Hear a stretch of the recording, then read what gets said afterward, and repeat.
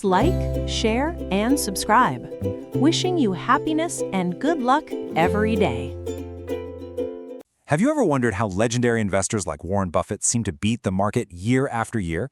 Well, I can tell you it's not some secret trading algorithm, and it's definitely not luck. It's a philosophy, a timeless one, called value investing. It was pioneered by two absolute giants of finance, Benjamin Graham and David Dodd. And right now, we're going to pull back the curtain and see exactly how it works. But first, before we get to the solution, we've got to understand the problem.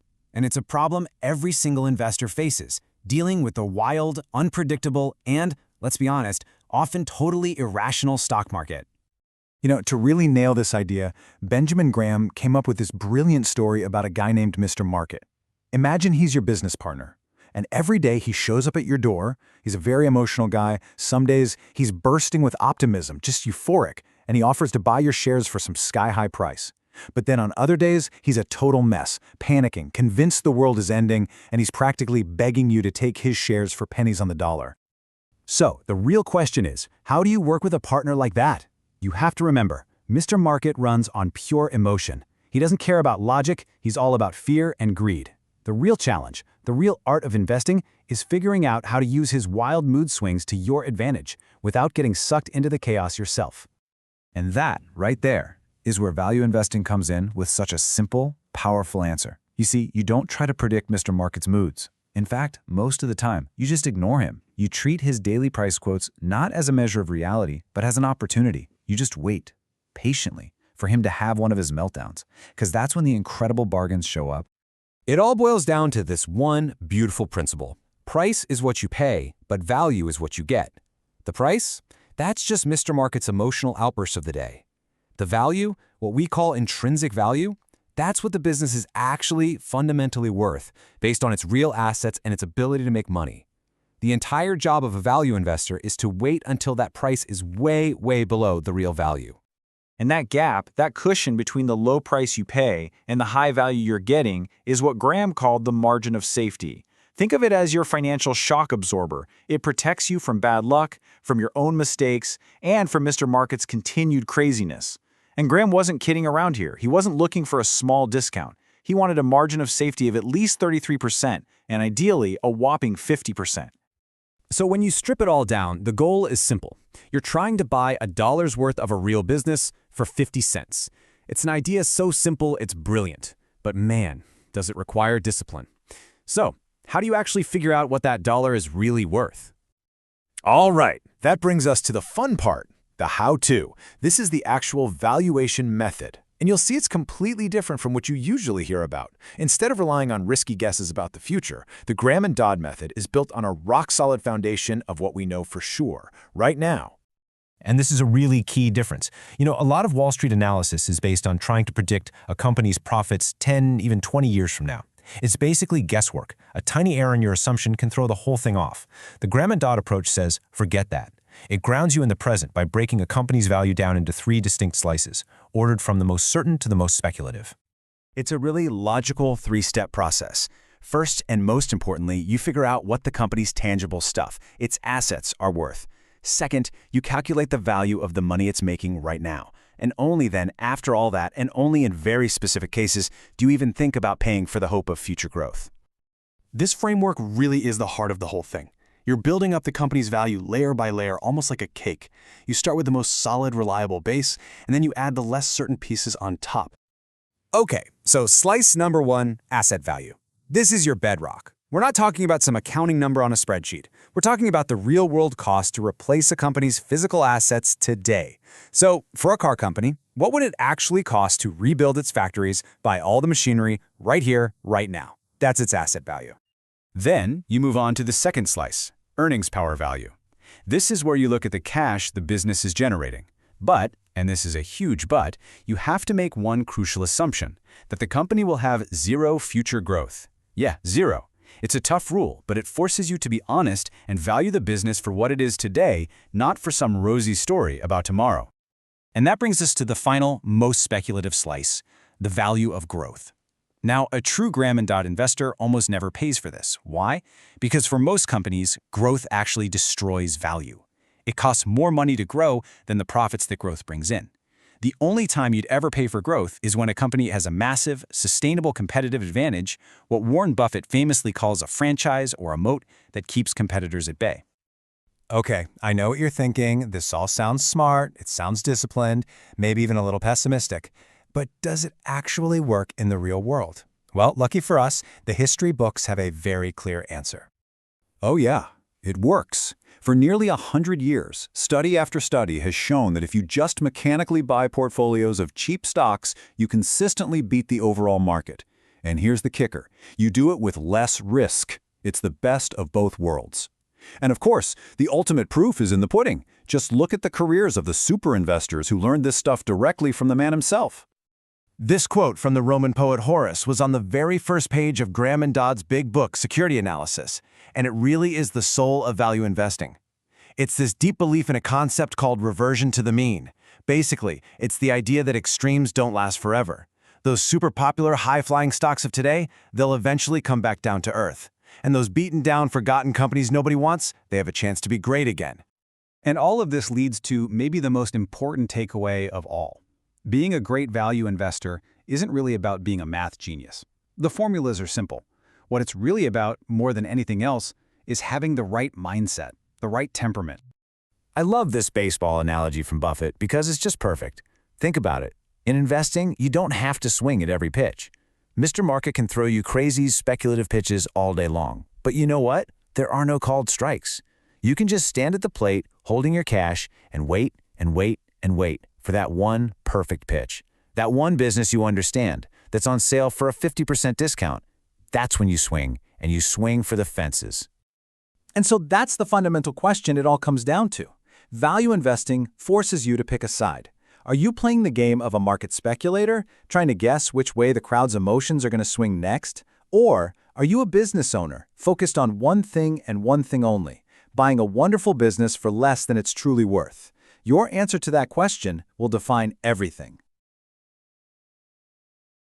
Today, we're going to dig into a really powerful investment philosophy, and it's one that's less about trying to predict the future and way more about understanding what's right in front of you. We're about to meet a pretty fascinating character, someone you'll probably recognize, and we're going to learn how to beat him at his own game. So just imagine for a second that you're in a business partnership, but your partner is, well, wildly emotional. Some days they're on top of the world, totally euphoric, and other days they're in a complete panic. That partner, that's the stock market. So the big question is, how do you possibly come out on top?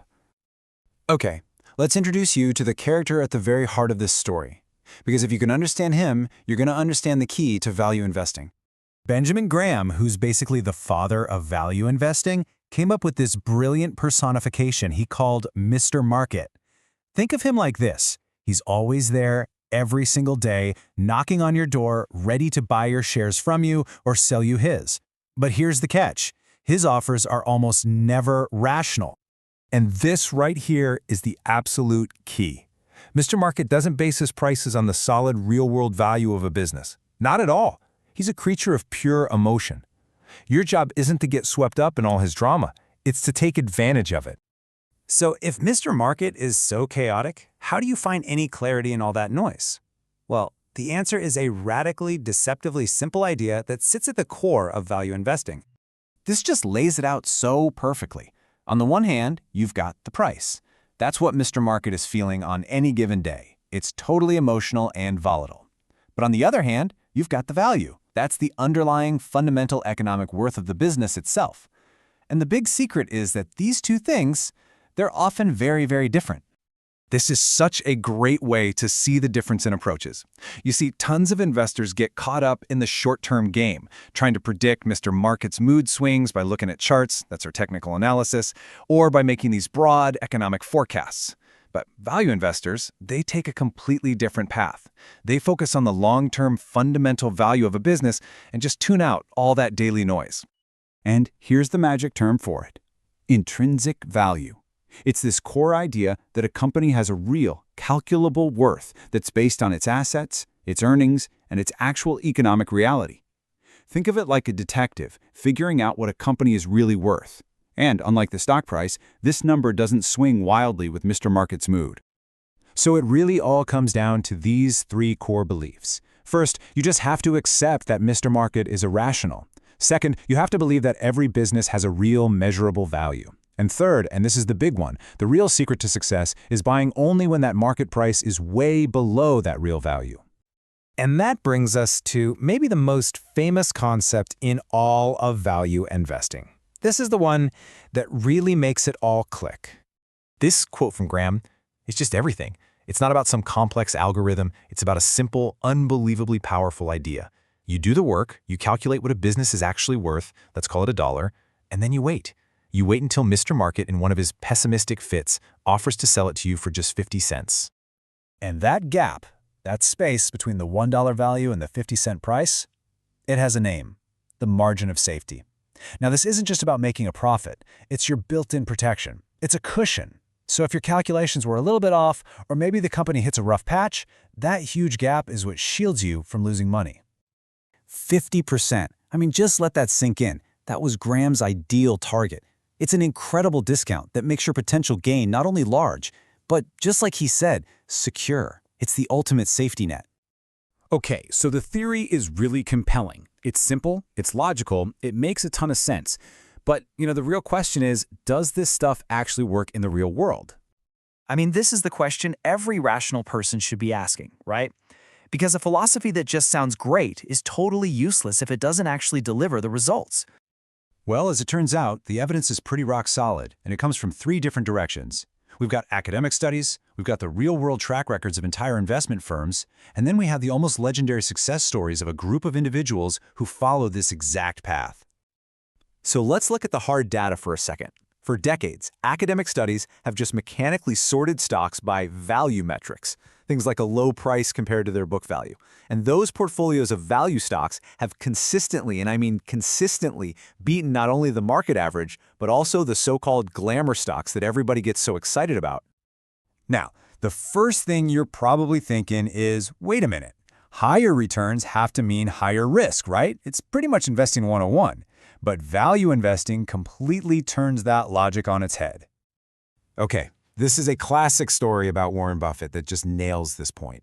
Back in 1973, the market was in a total panic and valued the Washington Post company at just $80 million. But Buffett, he did his homework, and he knew its real intrinsic value was at least $400 million. So think about this for a second. If the price had dropped even further to, say, $40 million, would that investment have been more risky? Conventional wisdom says yes, of course. But a value investor says absolutely not. The margin of safety would be even more massive, making it less risky. It's totally counterintuitive, but it's the core of the idea. All right, this brings us to the final and maybe the most important piece of the whole puzzle. It turns out this isn't about having a supercomputer for a brain. It's about something much more fundamental.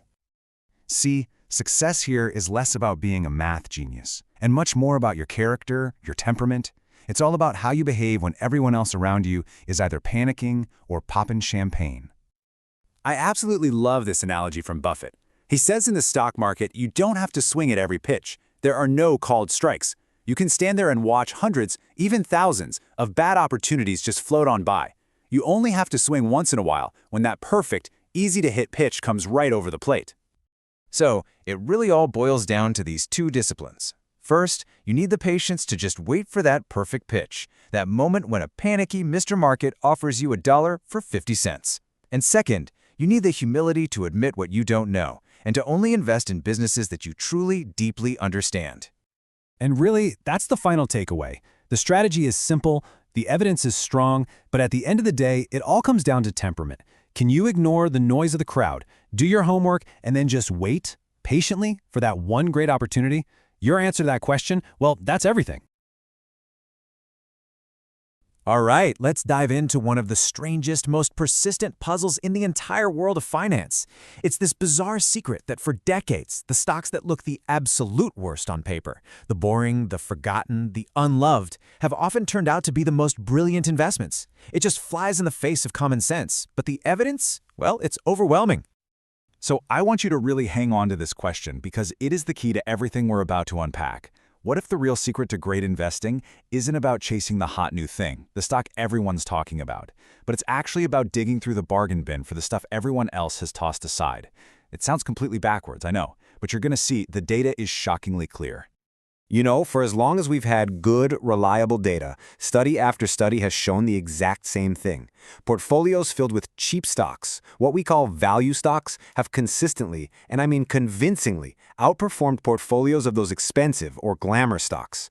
This isn't just a lucky streak, it's one of the most well-documented phenomena in financial history.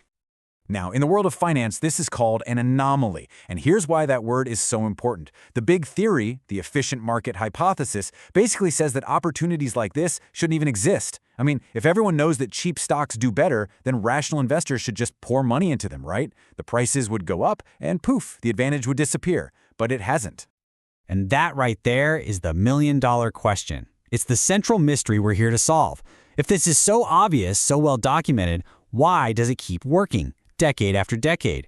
Well, the answer isn't buried in some complex spreadsheet, it's actually buried in our own heads.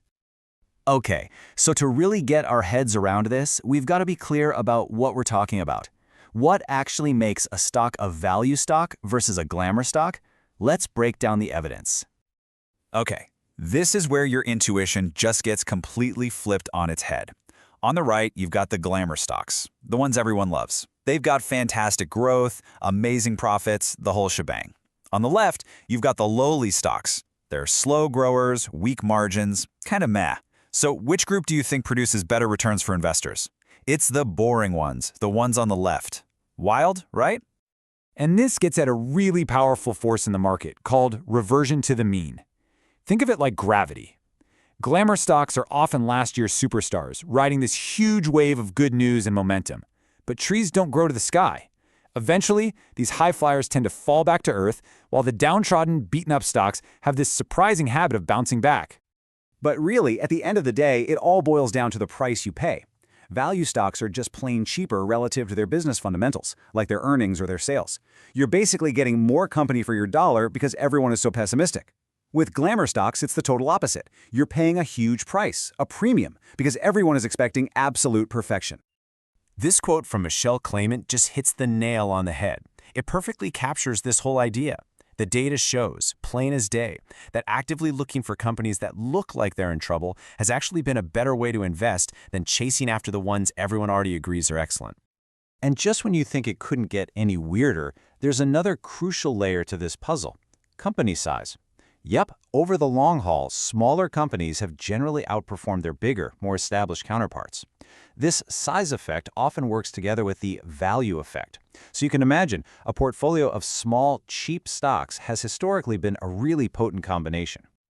So we've seen the evidence. Cheap, small, forgotten stocks tend to win over the long term. Now we get to the really fun part, the big question. Why? I mean, if the market is supposed to be so smart and efficient, how is this even possible?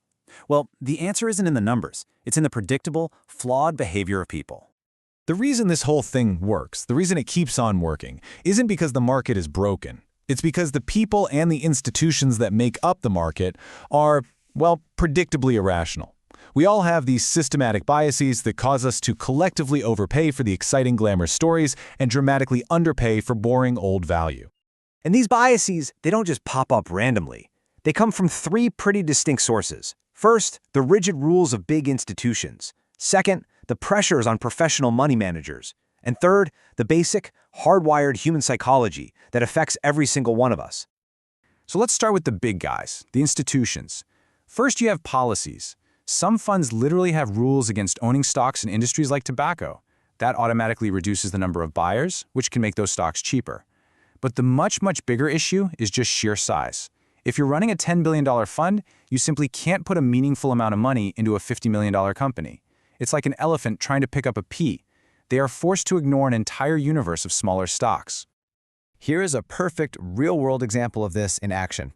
Let's say a giant company decides to spin off one of its smaller divisions into a brand new separate company.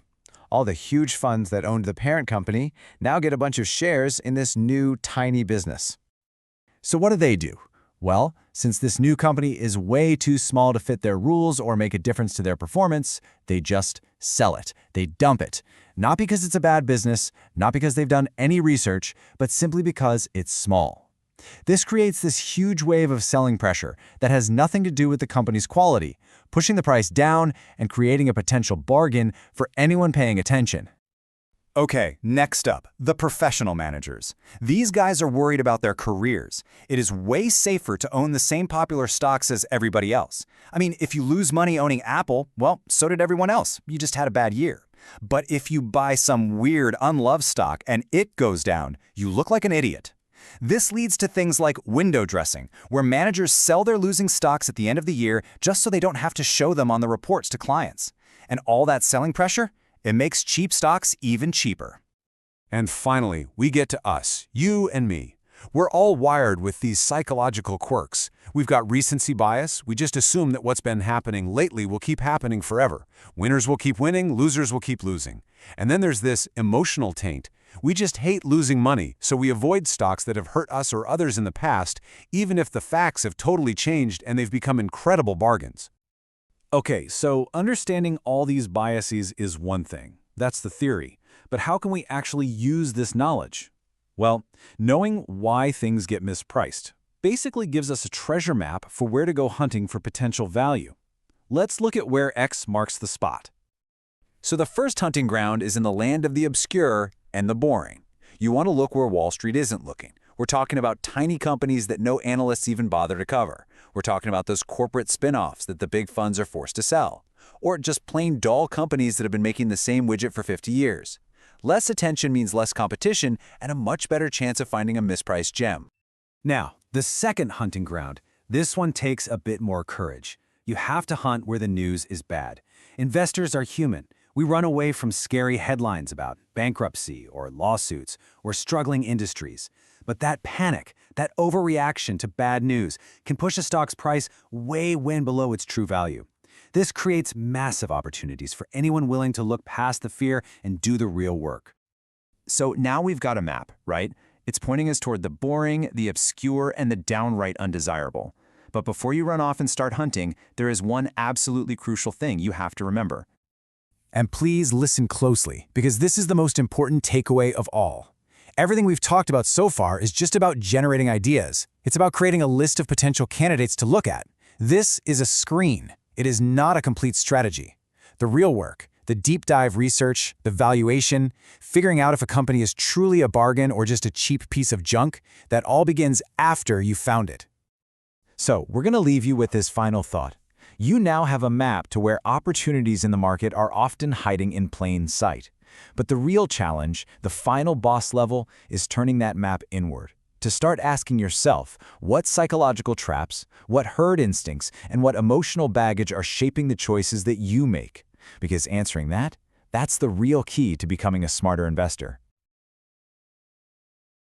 Have you ever looked at a stock, really looked at it, and just wondered, what is this company actually worth? It's the question every investor has to ask. Well, today we're going to bust a huge myth about how you find that answer. Because, the way most people are taught is, well, it's just fundamentally broken.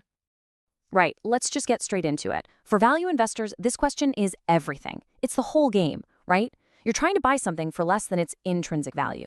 But what even is that number? How do you nail it down? So if you've ever taken a finance class, you've seen the official method. It's this super complex formula, the present value method. It looks so precise, with all the decimal points and everything. But here's the secret. That precision, it's an illusion. It's basically a house of cards, built on pure guesswork. So, first up, let's pull back the curtain on this standard method. We're going to really dig into its single biggest, most fatal flaw. It makes you pretend you have a crystal ball and can predict the distant future. Okay, so how is this thing supposed to work? First, you have to guess a company's cash flow for the next decade. Then you have to guess the value of all its cash flows from year 11 forever. They call this the terminal value. And then you use another guess, the discount rate, to bring all that imaginary future money back to today. You see the problem? The whole thing is just a tower of guesses. And here's the wildest part. That terminal value, the number based on predicting the infinite future, that's often the biggest chunk of the whole valuation. The most speculative guess carries the most weight. Doesn't that just sound completely backwards to you? And just look at how fragile this is. If you just tweak your guess about future growth by 1%, just a tiny little change, the final valuation can absolutely explode. We're talking going from a 16x multiple to a 50x multiple. A 1% change in a guess creates a 300% difference in the answer. It's insane. You know, the source material we're drawing from today just nails it. Trying to project all this stuff 10 years out and then into forever is, and I'm quoting here, a heroic, not to say foolhardy exercise. I think foolhardy is being polite. So at the end of the day, it really boils down to two huge fatal flaws. First, you're taking good, solid data from today and mixing it with wild guesses about the future. You're just poisoning the well. And second, the whole thing is built on trying to know things that are literally unknowable. So if that whole method is a mess, what's the alternative? Well, thankfully, there's a much more solid way to think about this. It comes from the godfathers of value investing, Ram and Dodd, and it doesn't require a crystal ball. This image right here, this is our roadmap. We're going to build a company's value in 3 distinct layers. We're going to start with what we know for sure and only then add the more speculative stuff on top. This way, our facts don't get contaminated by our guesses. Let's start with slice number 1, the asset value. This is the bedrock, the solid foundation. We're not forecasting a single thing. We're just asking a simple question. What does this company own? Right here, right now. Now, how you value these assets, well, it depends. If the company's in an industry that's slowly dying, its assets are only worth what you'd get for them in a fire sale. That's liquidation value. But if it's in a healthy, viable industry, you use reproduction cost. What would it cost someone else to build the same exact business from scratch today? And here's a super important idea. For your average company, one with no big competitive advantage, what we call a level playing field, its value is just its asset value. And why is that? Well, because if it tried to make a huge profit, a competitor would just show up, replicate its assets, and compete those profits right back down to zero. Okay, foundation is laid. Let's move on to the second slice and see how this all connects. This next layer of value comes from what the company is actually earning right now. We call this its earnings power. So the earnings power value, or EPV, you calculate it by taking the company's current sustainable earnings and capitalizing them. Now, notice the key difference here. We are deliberately assuming zero future growth. This gives us a really conservative, reliable value for the business as it operates today. And this is where the magic really happens.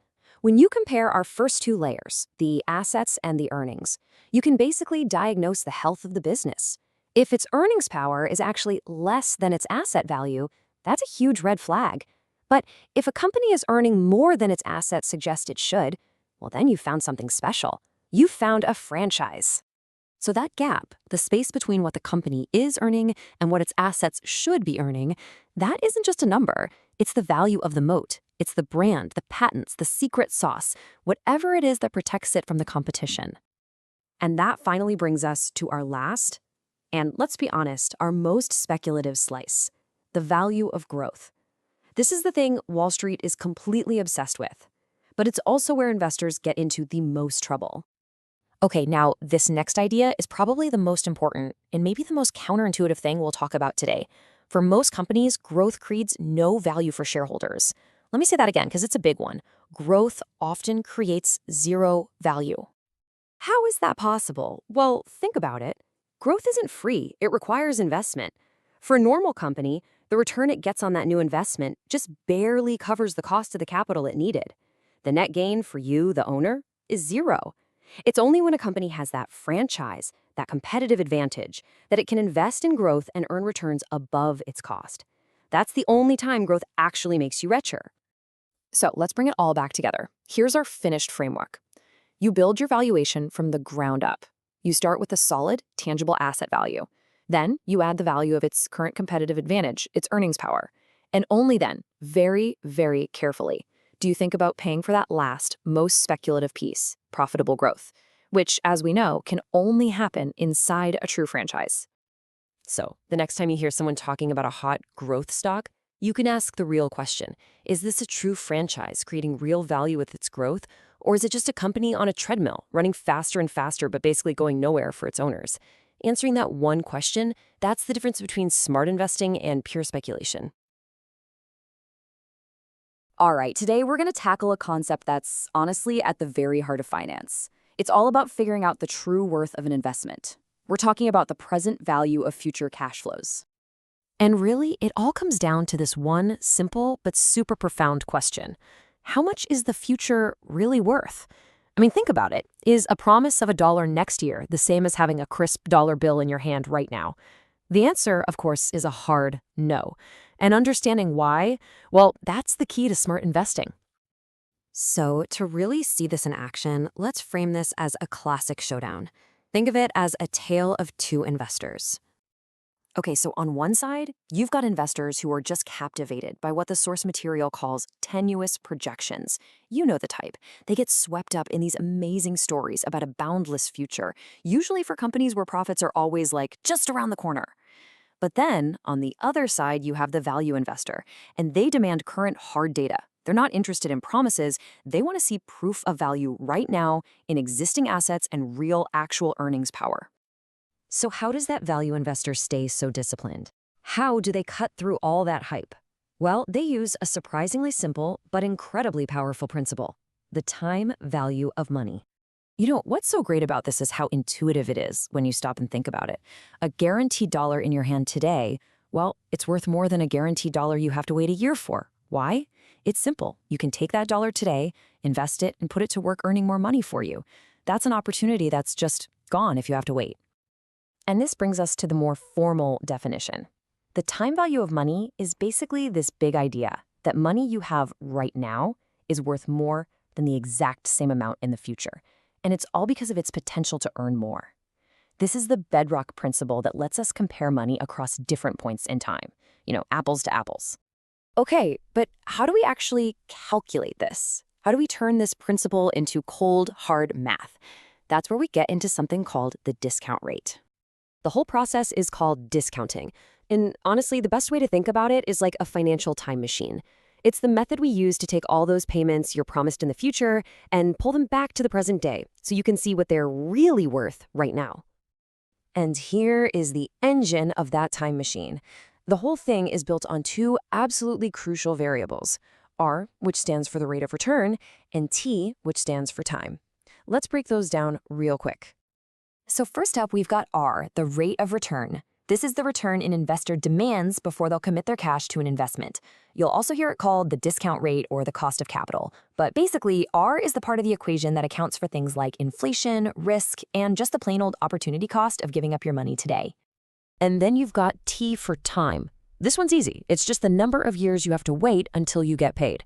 And the logic here is crystal clear. The longer you have to wait for your money, the bigger T gets, the less that money is worth to you today. All right, so theory is one thing, but let's make this real. Let's use what we've learned to solve a puzzle that investors deal with every single day: the bond price puzzle. Okay, so imagine we've got a 10-year government bond. Its face value is $1,000. It pays you a steady $80 every single year, and then at the very end of year 10, you get your original $1,000 back. Now, for this scenario, let's say the required rate of return investors want, our R, is 8%. So what's this bond worth today? Well, here's where it gets neat. When the rate the bond pays you, which is $80 on 1,000, so 8%, perfectly matches the rate that investors demand, also 8%, the math just works out perfectly. The present value of all those future payments, the 10 $80 checks, plus that final $1,000 lump sum, it all adds up to exactly $1,000. But the world doesn't stand still, right? So what happens if interest rates out in the broader market suddenly rise to 9%? All of a sudden, investors can get 9% on similar investments. How does that change things for our little 8% bond? Let's run the numbers again. Now, remember, the bond's payments are locked in. It's still going to pay you just $80 a year. But your required rate of return, your R, is now 9%. So those fixed 8% payments, they're suddenly a lot less attractive, aren't they? And when we discount them using this new, higher rate, the total present value drops. It's now only worth about $936. So let's just see that impact side by side. At an 8% required return, the bond's value was a nice, clean $1,000. But the second the market demanded a higher return of 9%, the value of that exact same stream of future payments plummeted to about $936. That's a $64 drop in value just because market conditions changed. The future money didn't change, but what it's worth today absolutely did. And this brings us right back to where we started, with our two investors. This simple, powerful calculation. This is the value investor's secret weapon. It really all comes back to a core belief in their philosophy: use knowledge to reduce uncertainty. Instead of just hoping or guessing about some rosy future, you use the math of present value to ground every single decision in what you know today. And that's why calculating present value is so much more than a math exercise. It's a form of discipline. It forces you to put the emphasis on current, hard information. It makes you place a whole lot less faith in those tempting but flimsy projections of a boundless future. It helps you find real, tangible value in assets and earnings power that exist right now. And maybe, most importantly, it creates what smart investors call a margin of safety, making sure you don't overpay for promises about tomorrow. You see, this whole concept really does transform the way you see value. It's a tool for cutting through the hype, for ignoring the noise, and for making rational decisions based on facts. So the final question is for you. Now that you have this tool, how will you value the future? You know, when most people look at a company's financial statements, they just see a wall of numbers. It's kind of intimidating. But what if I told you that it's not a textbook, it's a treasure map? Today, we're going to put on our detective hats because we're about to solve a real-life financial mystery and show you how to find the hidden value that almost everyone else misses. Okay, let's jump right into the case file. This is Hudson General Corporation back in 1998. Just take a look at these numbers. Between 1996 and 98, the company's revenue completely fell off a cliff. I mean, it dropped by a staggering 96%. And here's the weird part. Their net income, their actual profit, was only cut in half. How does that even happen? Something just doesn't add up here. So that's the core of the puzzle we need to solve. How on earth can your sales basically disappear, but your profit just kind of dips? And that leads to the even bigger question for any investor: what is this company really worth? Stick with me, because we are absolutely going to crack this case. To solve a puzzle like this, our first move as detectives is to take a step back and look at the big picture. We have to ask a really simple but absolutely crucial question about the company's industry. Is it thriving or is it dying? The answer to that one question changes everything about how we investigate. So think of it like this. Our investigation can go down one of two roads. If the industry is sinking, we're basically looking at a fire sale. Our only goal is to figure out what the company's individual parts are worth if you sell them off piece by piece. We call that liquidation value. But if the industry is healthy and growing, we have to think like a competitor. We have to ask, what would it cost to build this exact same business from scratch today? And that is called reproduction cost. All right, let's explore that first path for a minute. Let's say we're valuing a sinking ship. Imagine a company stuck in a dying industry. How in the world do you figure out what it's worth when the future just looks bleak? Well, the key concept here is that liquidation value we just mentioned. And the best way to think about it is a going out of business sale. Everything must go. The goal isn't to get the best possible price for everything. It's about turning all your stuff into cash as quickly as you can. Now, what's fascinating is how different assets hold up in a fire sale like this. As you can see, cash is king, right? You get 100% of your cash. But the money customers owe you, your receivables, you'll be lucky to get 85% of that. And your inventory, maybe 50 cents on the dollar, if that. Any specialized equipment is probably just worth its weight as scrap metal. And goodwill, the value of your reputation, in a fire sale, it's worth absolutely nothing. Poof, gone. But let's be honest, most of the time, we're not dealing with a sinking ship. So let's get back to our other path, figuring out the value of a healthy, growing company. This, my friends, is where the real detective work begins. So here, we use reproduction cost. And the question we're asking is pretty simple. What would it cost a competitor to build this exact same company from the ground up, starting today? It's like asking, what would it cost to build a perfect replica of your house right on the lot next door, but using today's prices for lumber, labor, everything? And this is where you find a huge gap between what the accounting books say, the book value, and the real-world reproduction cost. I mean, the balance sheet might show what the company paid for a piece of land way back in 1965, but the reproduction cost, that's what a competitor would have to pay for that exact same land today. And if it's now in a prime downtown location, whoa, the difference can be absolutely massive. Okay, this leads us to my favorite part of the investigation, the search for hidden assets. These are some of a company's most valuable possessions, but guess what? You won't find them listed anywhere on the balance sheet. They're literally hidden in plain sight. These are what we call intangible assets. And the key thing to remember is, even though they're not on the books, any new competitor who wants to take you on has to spend a fortune trying to replicate them. So what kind of stuff are we talking about here? Well, think about a powerful brand, a name like Apple or Nike that's been built over decades, or all the years of R&D that went into creating a breakthrough product. Think about loyal customer relationships or exclusive government licenses that no one else can get. These are enormous barriers for any new company trying to break in.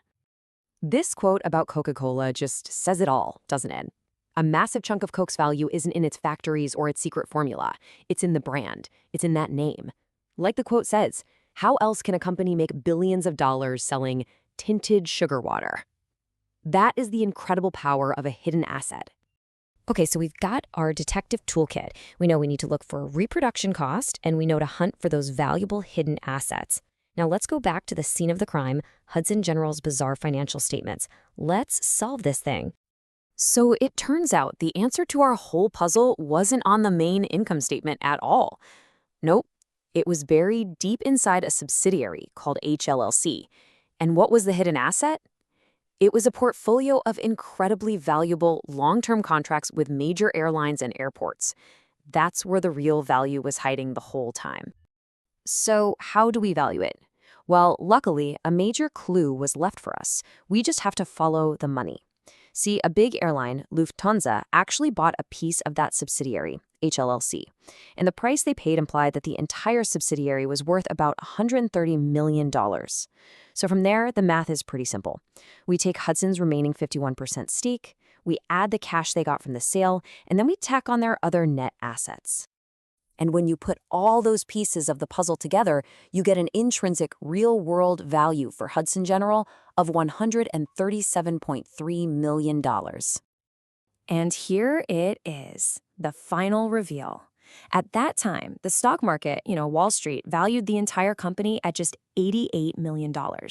But our detective work, by looking for the hidden assets, uncovered a true value of over $137 million. That is a nearly $50 million difference, a hidden treasure just sitting there on the balance sheet for anyone who knew how to look for it.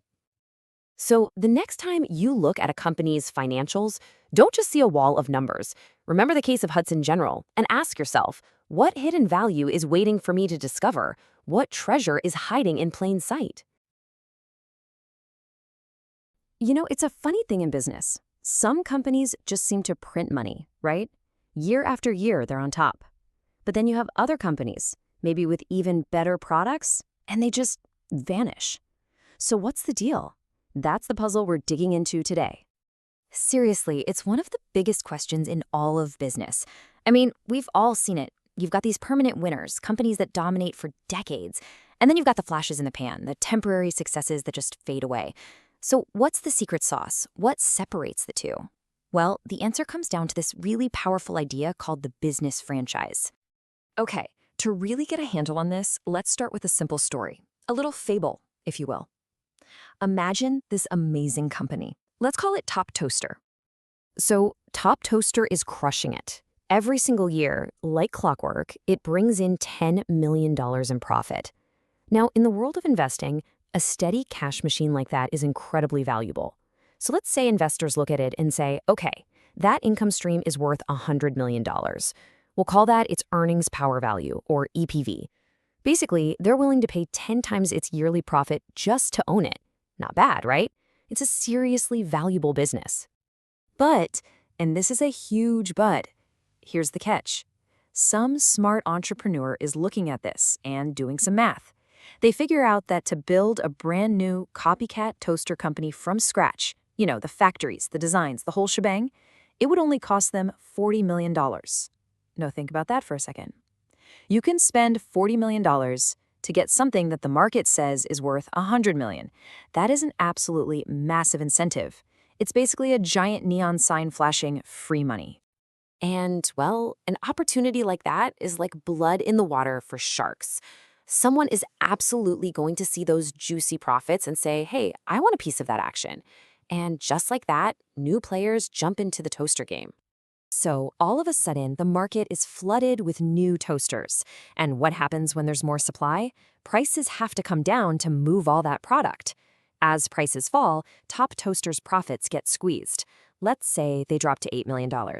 And boom, just like that, its value, its EPV, falls right along with it, down to 80 million. But hold on a second. The prize might be smaller, but the math still works. It still only costs 40 million to build a new toaster company, and that company is now worth 80 million. That gap is still a huge profit opportunity. So what do you think happens? Yep, even more competition piles in. And this is where the death spiral begins. You can see it playing out. More competitors mean lower profits, which means the company is worth less, and this whole process just keeps going and going until the value of the company, its EPV, gets hammered all the way down to that $40 million cost of entry. At that point, the party's over. All the extra easy profit has been completely competed away. Now look, this is a pretty brutal story for Top Toaster and its investors, right? But for us, for the consumer, this whole process is fantastic. This corrosive power of competition is exactly why we end up with better stuff at cheaper prices. So in a way, the system is working perfectly, just, not for a poor old Top Toaster. So that brings us to the big question. How does a company avoid becoming the next Top Toaster? Now, the first thing everyone says is, oh, you just need a strong brand, right? But is that really the whole story? Is a great brand name really enough? Well, let's put that theory to the test with one of the biggest, most powerful brands on the planet. I mean, think about Mercedes-Benz. The name itself just screams quality, prestige, luxury. You'd think a brand that strong would be a license to print money. But if you look at the numbers from the late 90s, the return they were getting on all the money tied up in their car division was only about 7%. I mean, that's fine, I guess, but it's hardly incredible, and it was probably even less than what it cost them to get that capital in the first place. And why was that? Well, it's pretty simple, actually.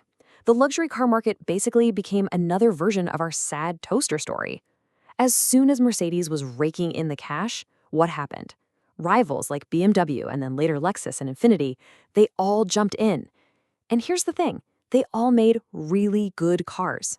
And that intense competition just squeezed the profit margins for everybody, including the big guy, Mercedes. So that powerful brand, all on its own, just wasn't enough to stop the competition from flooding in.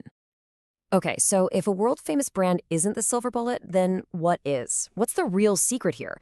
Well, it's something way deeper, something structural. It's what the pros call a business franchise. And a franchise isn't about being popular. It's about building a real, honest-to-goodness barrier that keeps the other guys out. Right, so a franchise isn't just about having a name people recognize. It's a very specific, identifiable advantage that makes it either impossible or just way too expensive for a rival to come in and compete with you head-on. Think of it like a castle moat. It stops that whole profit-destroying process we saw with the toasters before it even gets started. So what do these barriers to entry actually look like in the real world? I mean, what are we talking about here? Well, they're not some vague, fuzzy concept. They're actually pretty concrete, and they usually fall into one of three main buckets. First up, you've got government protection. This is the most straightforward one. Things like an exclusive license or a patent that literally make it illegal for anyone else to compete. Then you've got cost advantages. This is when a company is just structurally cheaper to run than anyone else, maybe because of a secret process or some special know-how. And finally, and this one is super powerful, you have what's called customer captivity. Now, customer captivity is a cool idea, and it can work in a few different ways. Sometimes it's just plain old habit. You go to the store and you just automatically reach for a Coke without even thinking about it. Or it could be because of high search costs. Think about trying to compare insurance policies. It's so complicated and annoying that most of us just give up and stick with the one we already have. And then there are high switching costs.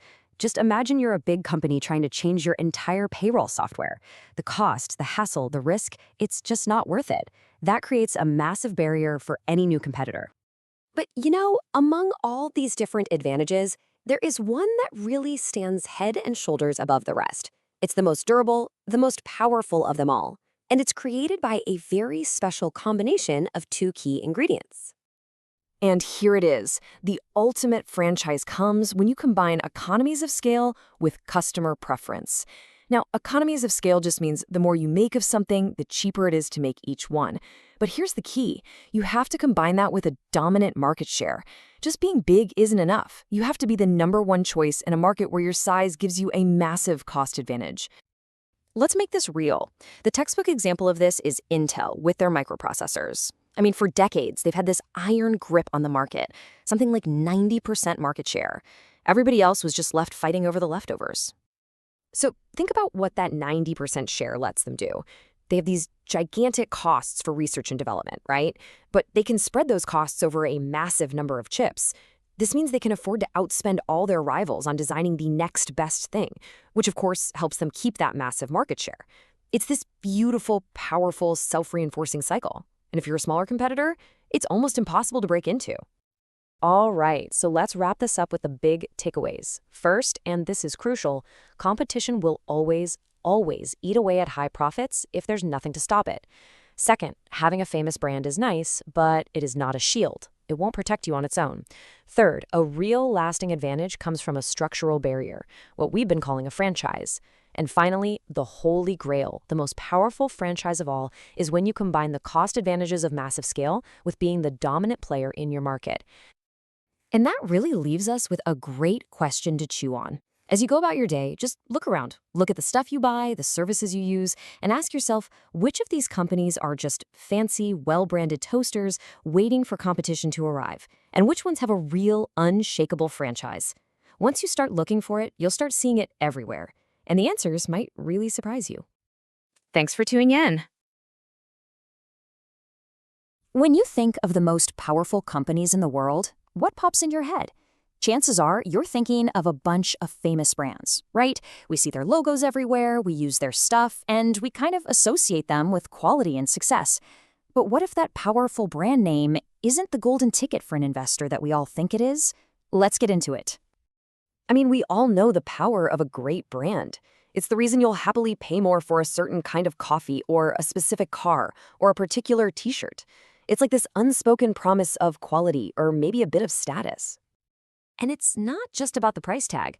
A really strong brand builds this deep sense of loyalty and trust. You know, it becomes that reliable, familiar choice in a world where you have like a million options. That's really the magic of branding, from our perspective as consumers anyway. Okay, but here's where we need to switch gears. If you're looking at a company not as someone who buys their products, but as someone who might buy their stock, does all that brand loyalty automatically mean it's a great investment? Is a famous logo really a guarantee of long-term success? For decades, the conventional wisdom, what you learn in business school or here on Wall Street, has been a big, fat yes. The thinking is pretty simple. A strong brand is a valuable asset. It helps a company stand out and make more money. But the source material for this explainer says there's a huge flaw in that way of thinking. And here it is. This is the big idea we're unpacking today. The source argues that the way a brand appeals to us as consumers and its actual durable competitive advantage for the business, well, those are not at all the same thing. And for an investor, man, understanding that difference is absolutely everything. So let's get our definitions straight, because we need to be really clear on the difference between what the source calls a brand and what it calls franchise value. They might sound alike, but trust me, they operate in completely different worlds. So first up, brand. A brand is basically a perception. It's an image, an idea that lives entirely inside our heads as customers. It's all about feeling and recognition and reputation, and it's what makes us, grab one box of cereal off the shelf instead of another. Now, compare that to franchise value. This has nothing to do with perception. This is about cold, hard economics. It's a company's ability to make a lot of money from the capital it's invested and, this is the crucial part, to protect those high profits from competitors for a long, long time. This is what people like Warren Buffett are talking about when they say a company has a moat. Putting them side by side like this makes it super clear. A brand, that lives in the consumer's mind. It creates desire. Franchise value, that lives on the balance sheet. It creates protected profits. A brand is all about image. A franchise is all about economic reality and those barriers that keep other companies from eating your lunch. And here's the key takeaway. A fantastic brand doesn't always create a fantastic franchise. To really drive this home, let's look at a real-world example that this source uses, which is just perfect. The paradox of Mercedes-Benz. I mean, seriously, if you made a list of the world's strongest brands, Mercedes-Benz would have to be right up there at the top. It's pretty much the definition of a prestige brand. Everybody, everywhere knows what it is. People willingly pay a huge premium for one. That brand-mediated desirability is just off the charts. People want to be seen driving a Mercedes. Okay, so on the surface, this looks like an absolute slam dunk investment, doesn't it? A brand that powerful has to be an unbeatable business. Well, not so fast. Here's the catch. Despite its incredible brand and the high prices it could charge, Mercedes-Benz couldn't actually stop other companies from jumping into the luxury car game. You had companies like Lexus, BMW, and Audi come along, and they successfully started chipping away at that dominance. The brand's prestige just wasn't a strong enough wall to protect it from the ravages of competition. And the result of that?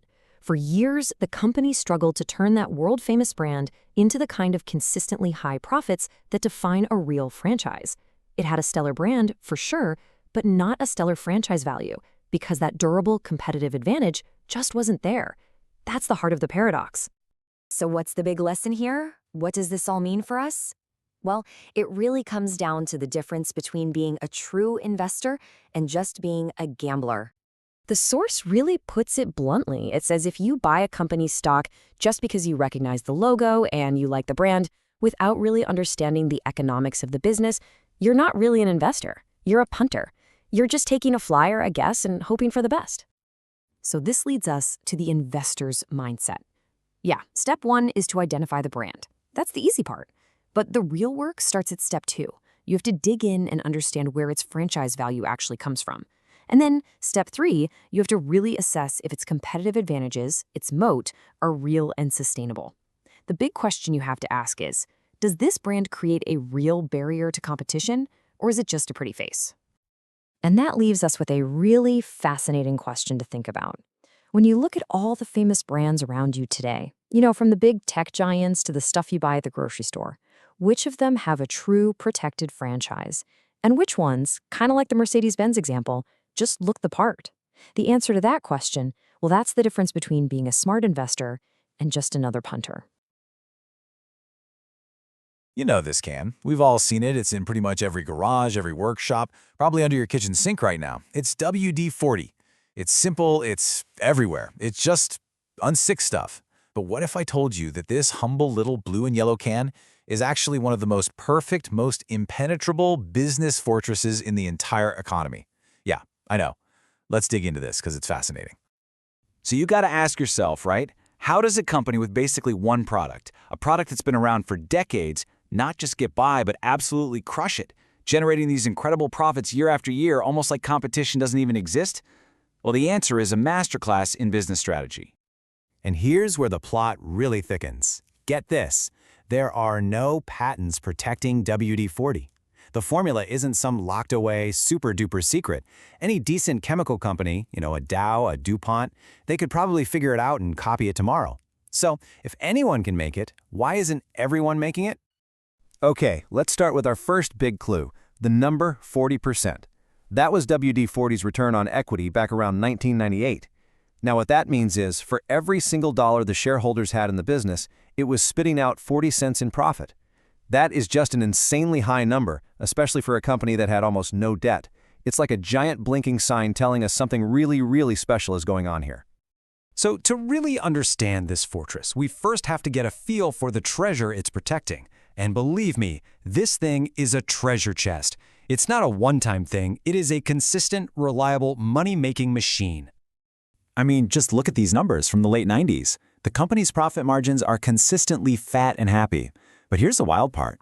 They pulled in $144 million in revenue with just 167 employees. How is that even possible? Well, they don't actually make anything. They outsource all the manufacturing. WD-40 isn't a chemical company. It's a pure sales and marketing organization. That's it. Okay, so how do you even begin to put a price tag on a business this good? Well, the first way to look at it is to value the money it reliably cranks out, day in and day out. We're going to figure out its earnings power value. So, earnings power value, or EPV for short, it asks a really simple but really smart question. If this company just decided to not grow anymore and just kept doing what it's doing right now forever, what would that stream of profits be worth today? It's all about valuing the core business without any of the hype about the future. And getting to that value is pretty straightforward. You find their sustainable, repeatable earnings, which were about $22.1 million back in '98. Then you just do the math to figure out what that steady flow of cash would be worth to an owner if they could have it today. And boom, that's the number you get. Based purely on its ability to generate cash, the WD-40 business was worth around $274 million.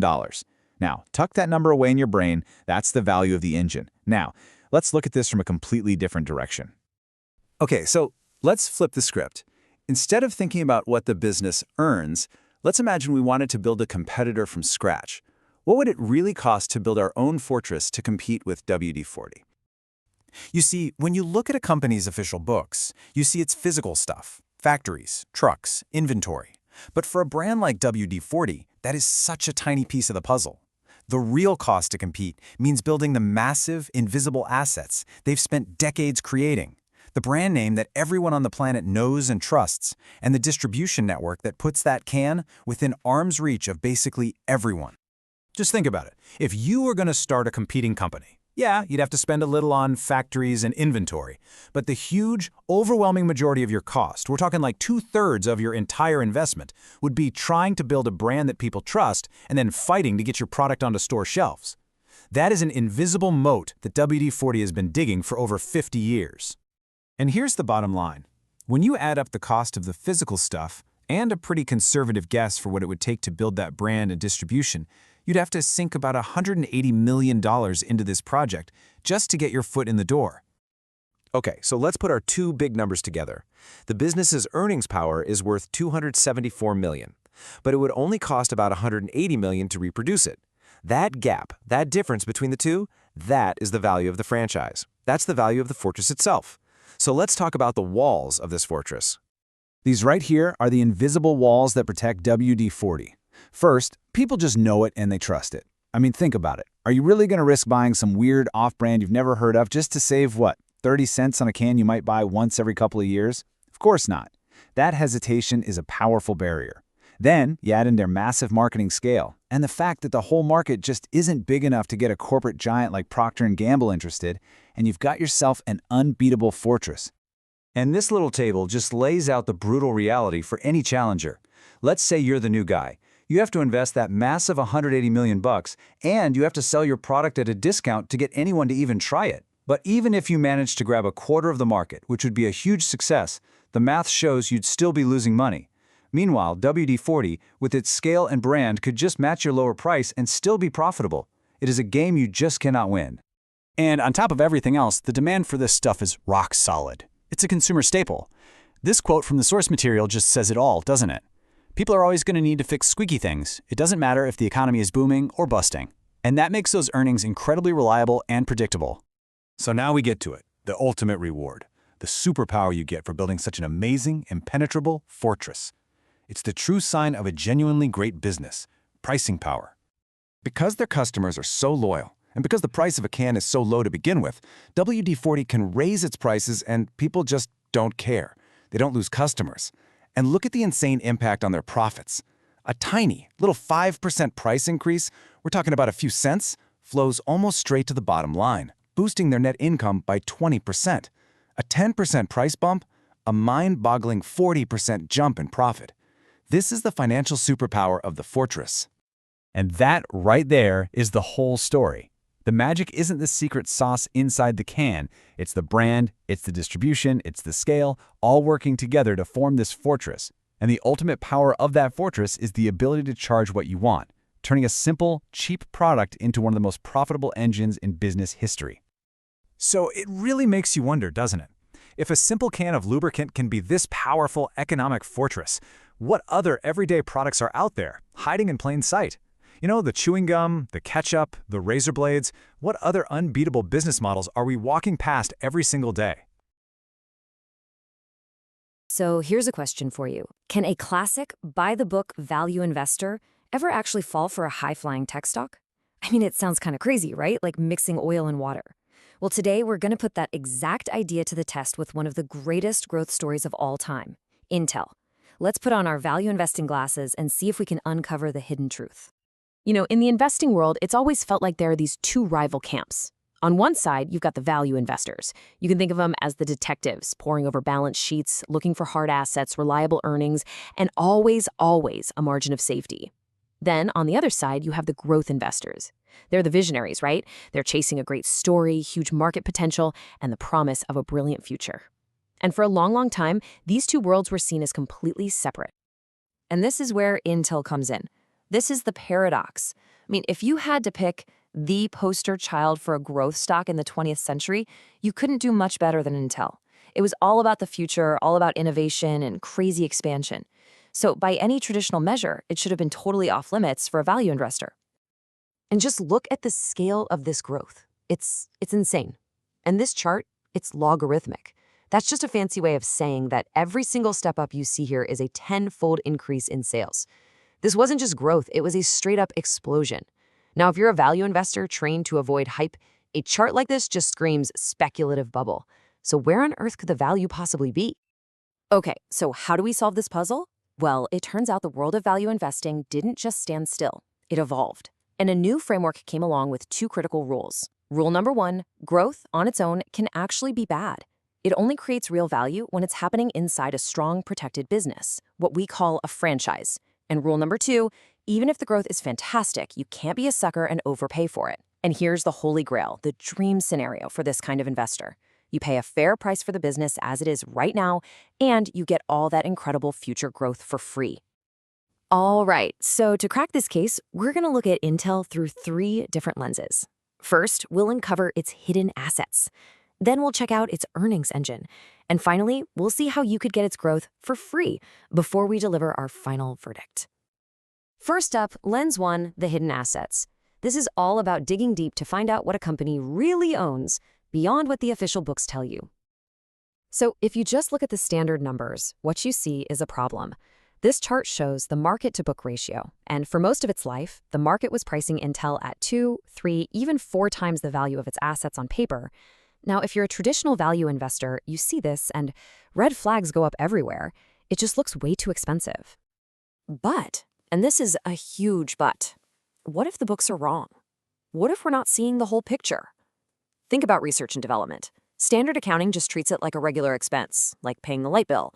But for a company like Intel, R&D isn't just an expense you pay and forget. No way. It's a massive, ongoing investment. Every dollar spent was building a fortress of knowledge, of patents, of know-how, a hugely valuable asset that just doesn't show up on the balance sheet. And you know what? The exact same thing is true for marketing and sales. Again, accounting just sees it as a cost of doing business this year, but what was Intel really doing with all that Intel Inside marketing? It was building one of the most powerful brands on the planet. That brand recognition, that customer loyalty, that's another massive hidden asset. And this is where it all comes together. Look at this. On the left, you've got that original chart, the one that made Intel look so pricey. But on the right, that's what happens when we adjust for those hidden investments, when we treat them like the assets they truly are. All of a sudden, that solid line, our adjusted value, tells a completely different story. Suddenly, you're looking at a much, much cheaper company. The value is there all along. It was just hidden by the old accounting rules. Okay, so we found the hidden assets. But that's only part of the story. A company needs more than just stuff. It needs a powerful earnings engine. Now we move on to lens 2, where we try to identify if Intel had a true franchise. So for this, we use a really cool tool called Earnings Power Value, or EPV. It's a super conservative way to look at a business. The question it asks is simple. If all growth just stopped dead in its tracks tomorrow, what would this company be worth based only on the profits it's making right now? It gives us a rock-solid baseline value. Now, watch this chart closely. That dashed line, that's the value of all of Intel's stuff, the adjusted book value we just figured out. The solid line is its earnings power. And look what happens right around 1988. The lines cross. The solid line soars above the dash line, and it never looks back. This isn't just a blip on a chart. This is the moment everything changed. It's the moment Intel proved its ability to make money was worth more than all of its assets combined. And that's the big takeaway here. When a company's earnings power value is consistently higher than its asset value, that's when you know you found something special. You've found a business with a deep, sustainable competitive advantage. You've found a franchise. All right, this brings us to our third and final lens. And honestly, this might be the most important one of all. We've found the hidden value, we've identified the franchise, but now we have to figure out what all that explosive growth was actually worth. And could an investor get it for a bargain? So here is the absolute golden rule of growth investing from a value perspective. Growth for the sake of growth is useless or even destructive.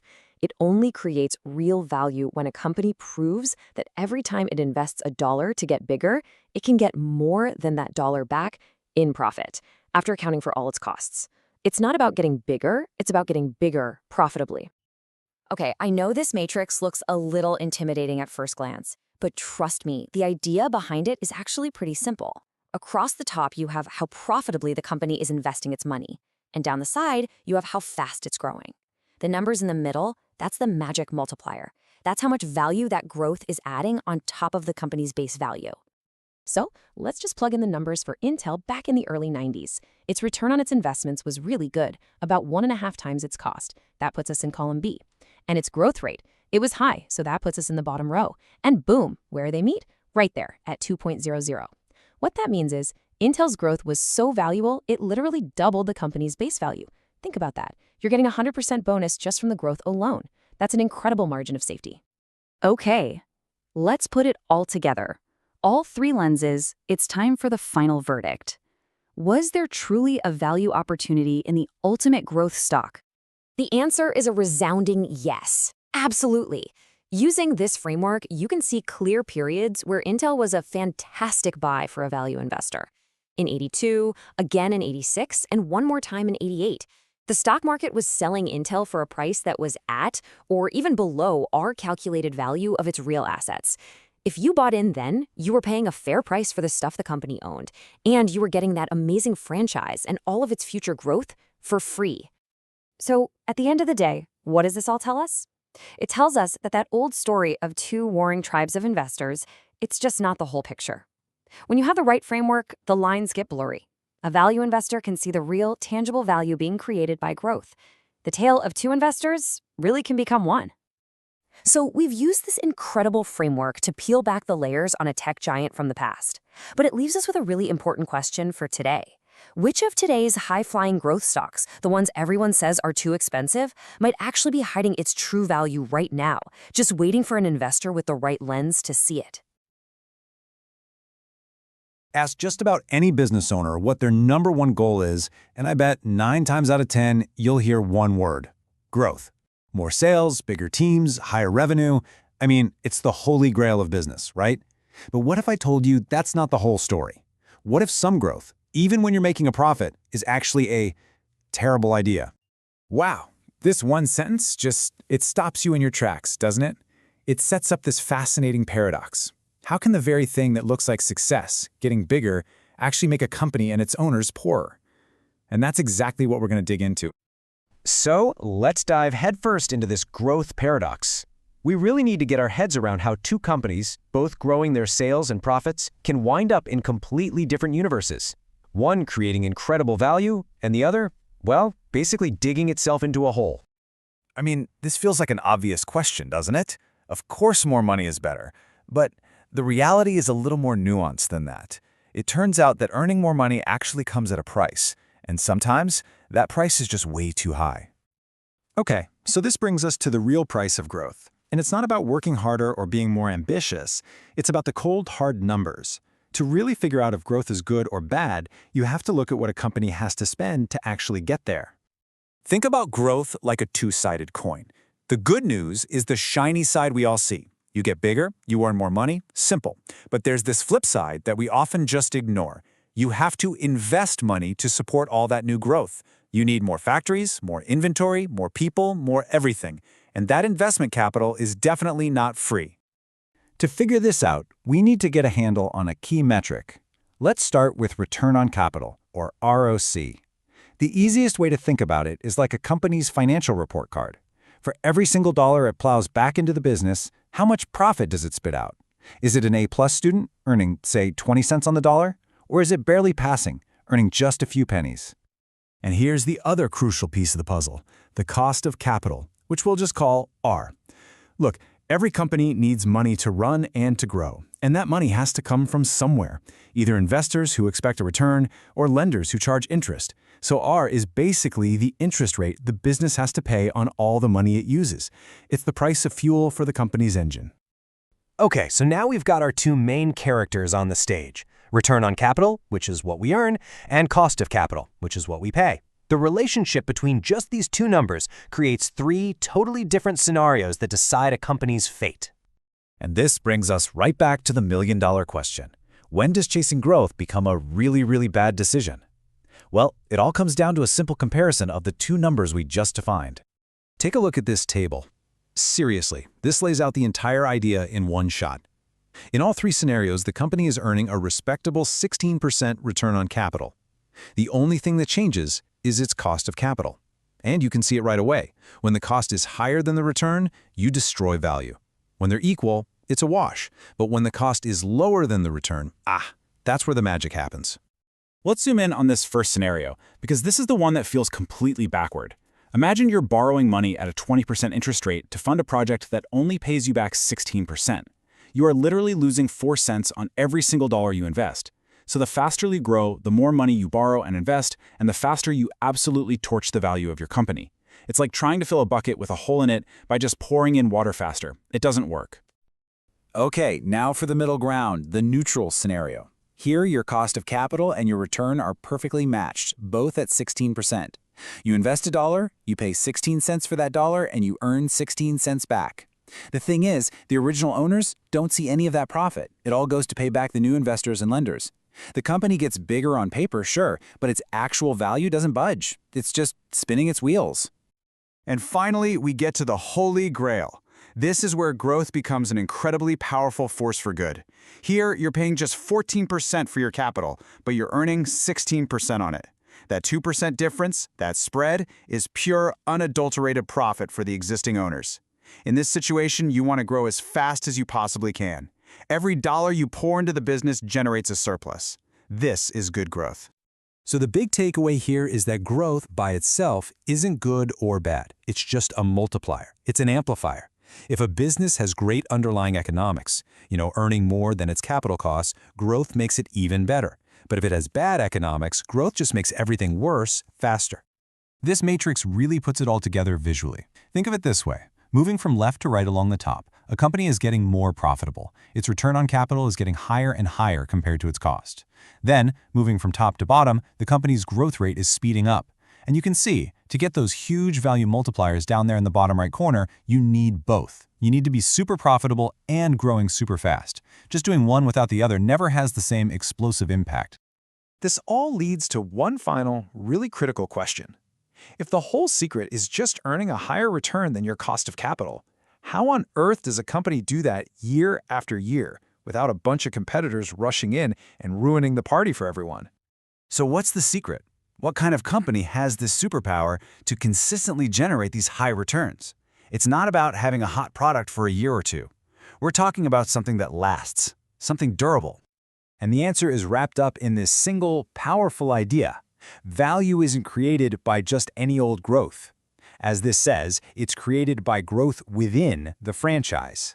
And understanding this concept is absolutely fundamental to business strategy. So what do we mean by franchise? No, we're not talking about a fast food joint. In this context, a franchise is a powerful, sustainable, competitive advantage. It's something that protects a business from the competition, like a deep, wide moat around a castle. And that protection is what allows a company to keep its return on capital so high, because rivals can't just come in, copy what they do, and compete away all the profits.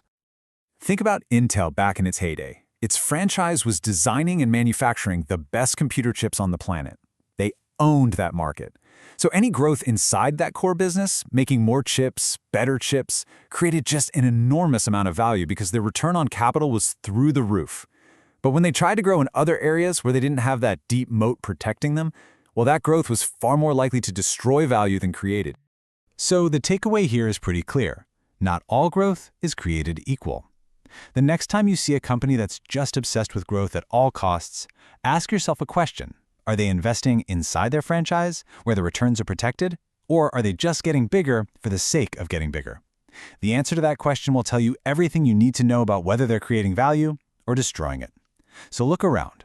What great franchise is hiding out there in plain sight? You know, in the world of investing, what's the one thing that really separates the legends from everybody else? It all comes down to how they think about risk. And I'll tell you what, their definition is probably the exact opposite of what you've been taught. Let's dive in. To really get our heads around this, we're going to jump back in time to the year 2000. There was this real-world puzzle happening with one of the most dominant companies on the entire planet. Okay, so picture this. It's the absolute peak of the dot-com bubble. Microsoft looks completely invincible. They have this unshakable grip on the PC world. And to most investors, it looked like the safest bet you could possibly make. And the numbers, they were just staggering. From 96 to 2000, their earnings per share grew at 40% every single year. Wall Street analysts were basically projecting this insane growth would just keep going for another whole decade.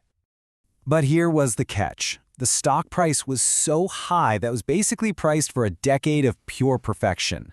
To justify that price, you had to be able to accurately predict the world 10 years into the future, which is, well, it's pretty much impossible. For a value investor, that price was just totally indefensible. So this whole Microsoft puzzle, it really gets to the heart of this huge split in the investing world. And it all boils down to two completely different ideas about what risk even is. And this, right here, is the core conflict. Mainstream finance, the stuff they teach in textbooks, says risk is volatility. You know, how much a stock price jumps around. And the solution they give you? Diversify. But value investors, they throw that idea right out the window. For them, the only risk that actually matters is the permanent loss of capital, the real chance that your money goes away and never comes back. This famous quote from Benjamin Graham, he's basically the father of value investing, just nails it. He saw the market's day-to-day price swings as nothing more than a popularity contest. But what really matters over the long haul is the company's actual weight, its intrinsic value. And simply put, that's just an estimate of what a business is truly worth based on all the cash it'll generate over its lifetime, completely separate from its stock price on any given day. And that idea leads us to the single most important tool a value investor has, the margin of safety. It's really simple. You build yourself a protected buffer by paying way less for a business than it's actually worth. That's what protects you from bad luck, from being wrong, or just from the world being a crazy, unpredictable place. Buffett's question just completely flips that academic definition of risk on its head. I mean, according to the textbooks, a price that's falling means more risk. But for a value investor, if you still believe the business is great, a lower price actually means less risk because your margin of safety just got a whole lot bigger. So, how does this philosophy actually get put into practice?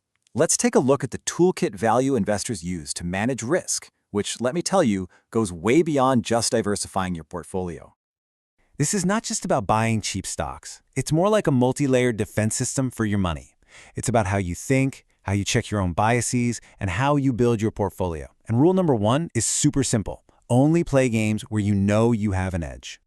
This is that famous circle of competence. All it means is sticking to simple, stable, predictable businesses that you can actually understand and value.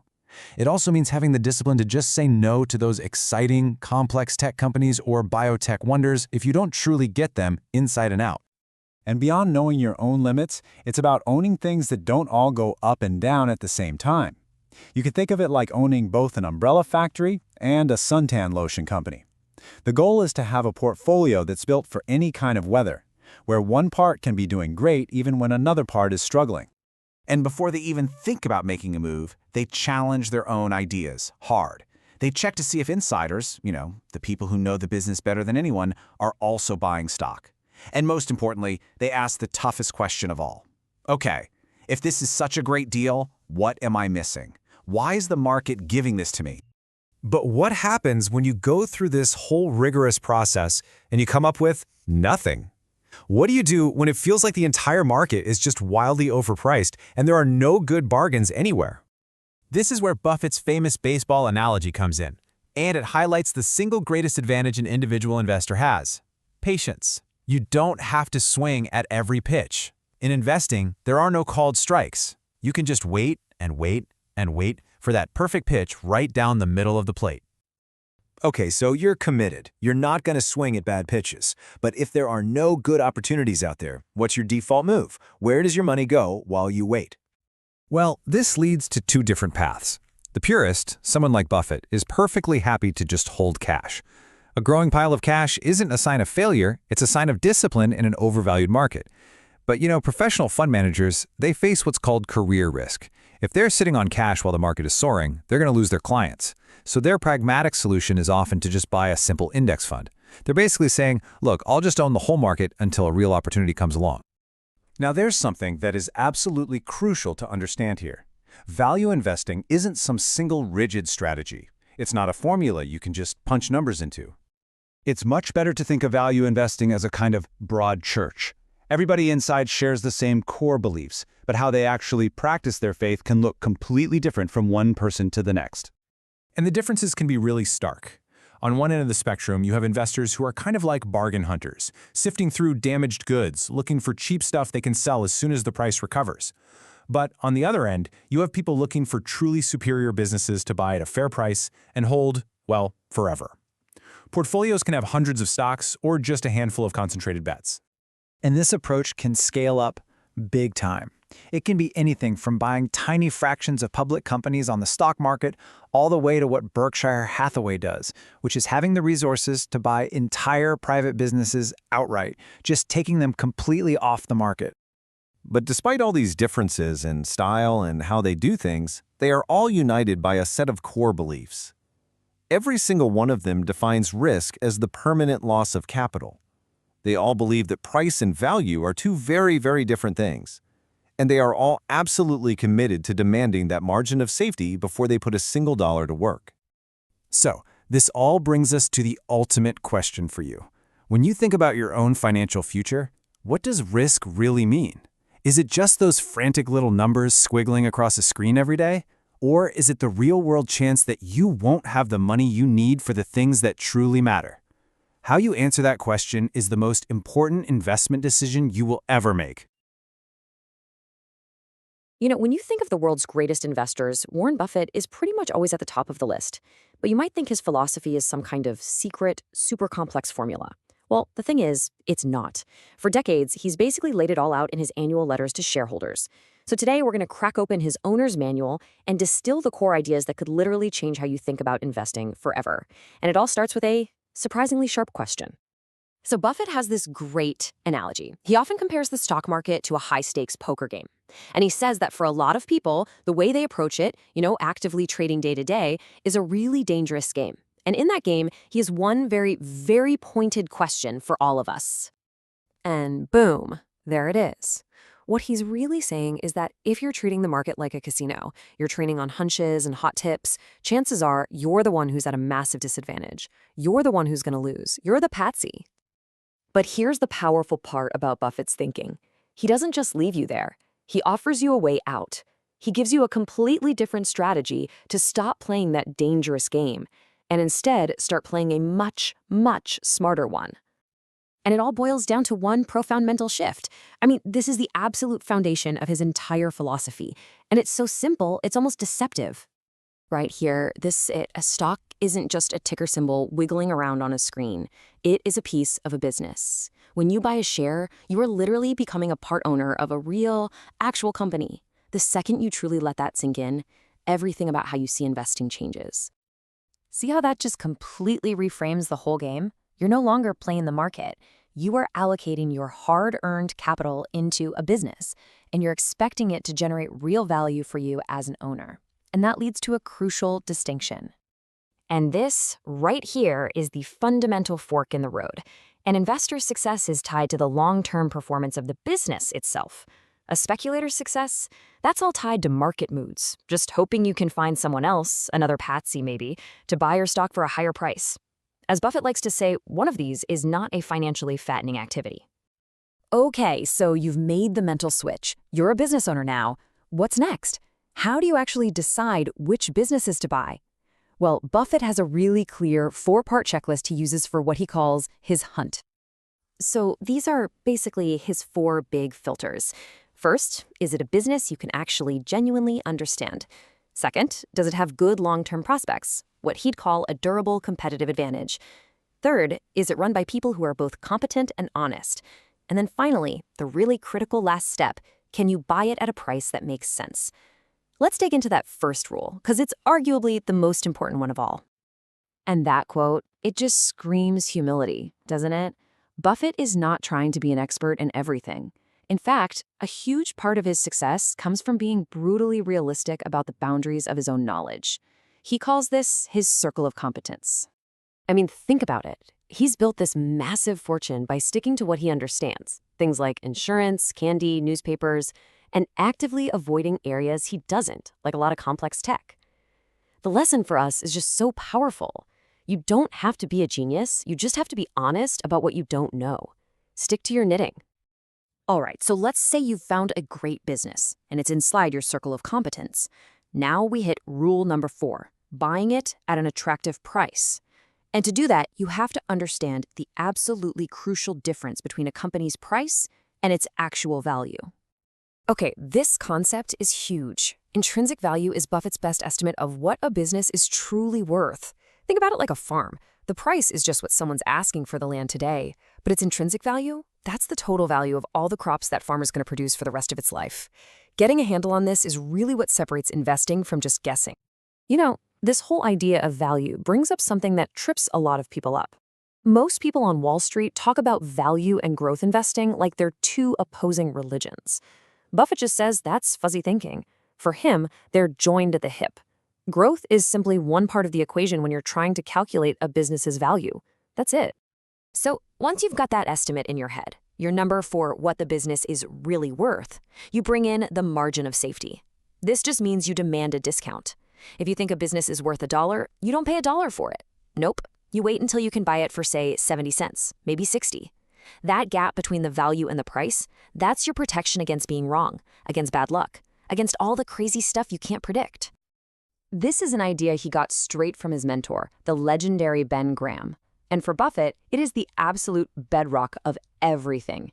It's the discipline that keeps you from getting excited and overpaying, and it is the single biggest protection you have against permanently losing your money. So how do you actually use all this?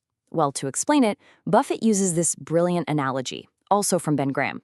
He wants you to imagine you co-own a business with a partner. Let's call him Mr. Market. And, well, he's a little unstable. So picture this.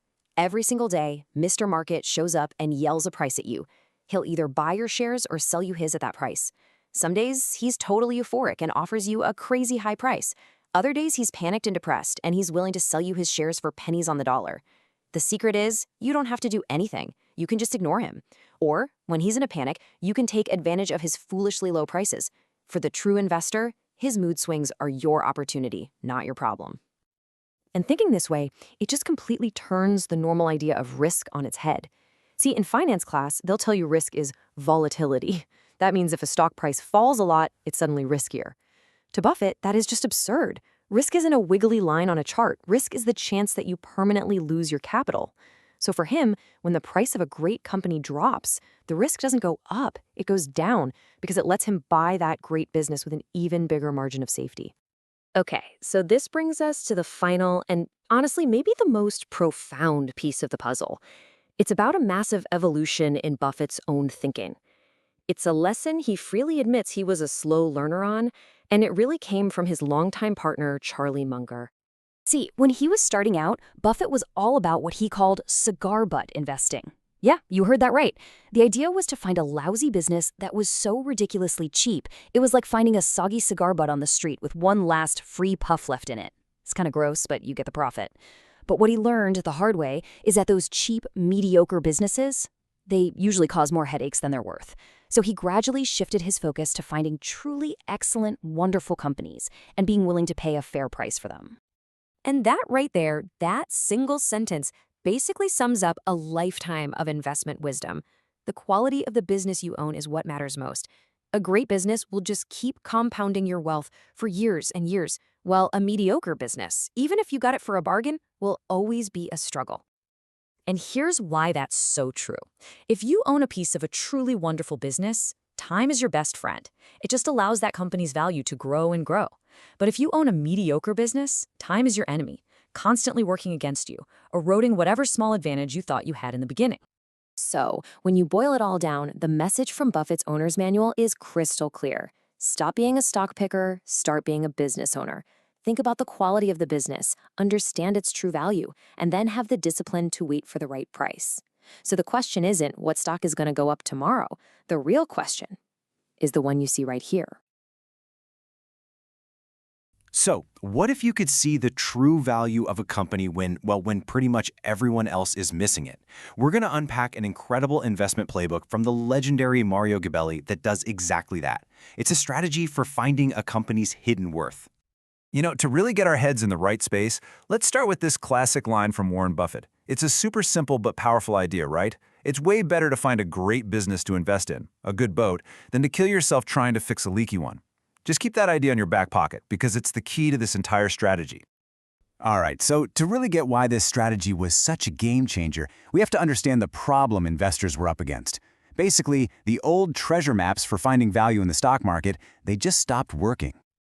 Back in the day, the godfather of value investing, Benjamin Graham, had this method that was straightforward, but man, was it a grind. He would physically go through mountains of financial reports looking for these things he called net-nets, and these were just absolute bargain bin companies trading for less than their assets were worth. And you can really see the massive shift here. Graham's whole edge was that information was hard to get. Not a lot of people were willing to do that kind of tedious work. But today, technology has completely flipped the script. I mean, anybody with a computer can run a screen and find those same net-nets in seconds. That easy money, it's gone. And this, right here, is the big problem for any modern investor. If we're all looking at the same data, how can anyone possibly find an edge? Where do you find the bargains that nobody else is seeing? And that is exactly where Mario Gabelli steps into the story with a brilliant answer. He came up with a totally new way of looking at companies, a strategy he called private market value, or PMV for short. So what in the world is private market value? Well, it's the price that a smart, informed business person, an industrialist, would pay to buy the entire company. Now, this is the key difference. This isn't about what a stock trader pays for a few shares. No. This is about what a competitor, an industry insider, would pay to own the whole operation. Gabelli's strategy is just so powerful because it's built on three big ideas. First, there's something called the control premium. Second, it's all about using better, smarter analytical tools. And third, and this is a big one, it all comes down to finding a catalyst. Okay, let's dig into that first piece, the control premium. See, as a regular shareholder, you just buy the stock and hope for the best, right? But an industrialist who buys the whole company, they can make real changes. They can fire bad management, sell off lazy assets, get rid of wasteful spending. Because they have control, they can unlock value that you or I can't touch, and that's why they're willing to pay more for it.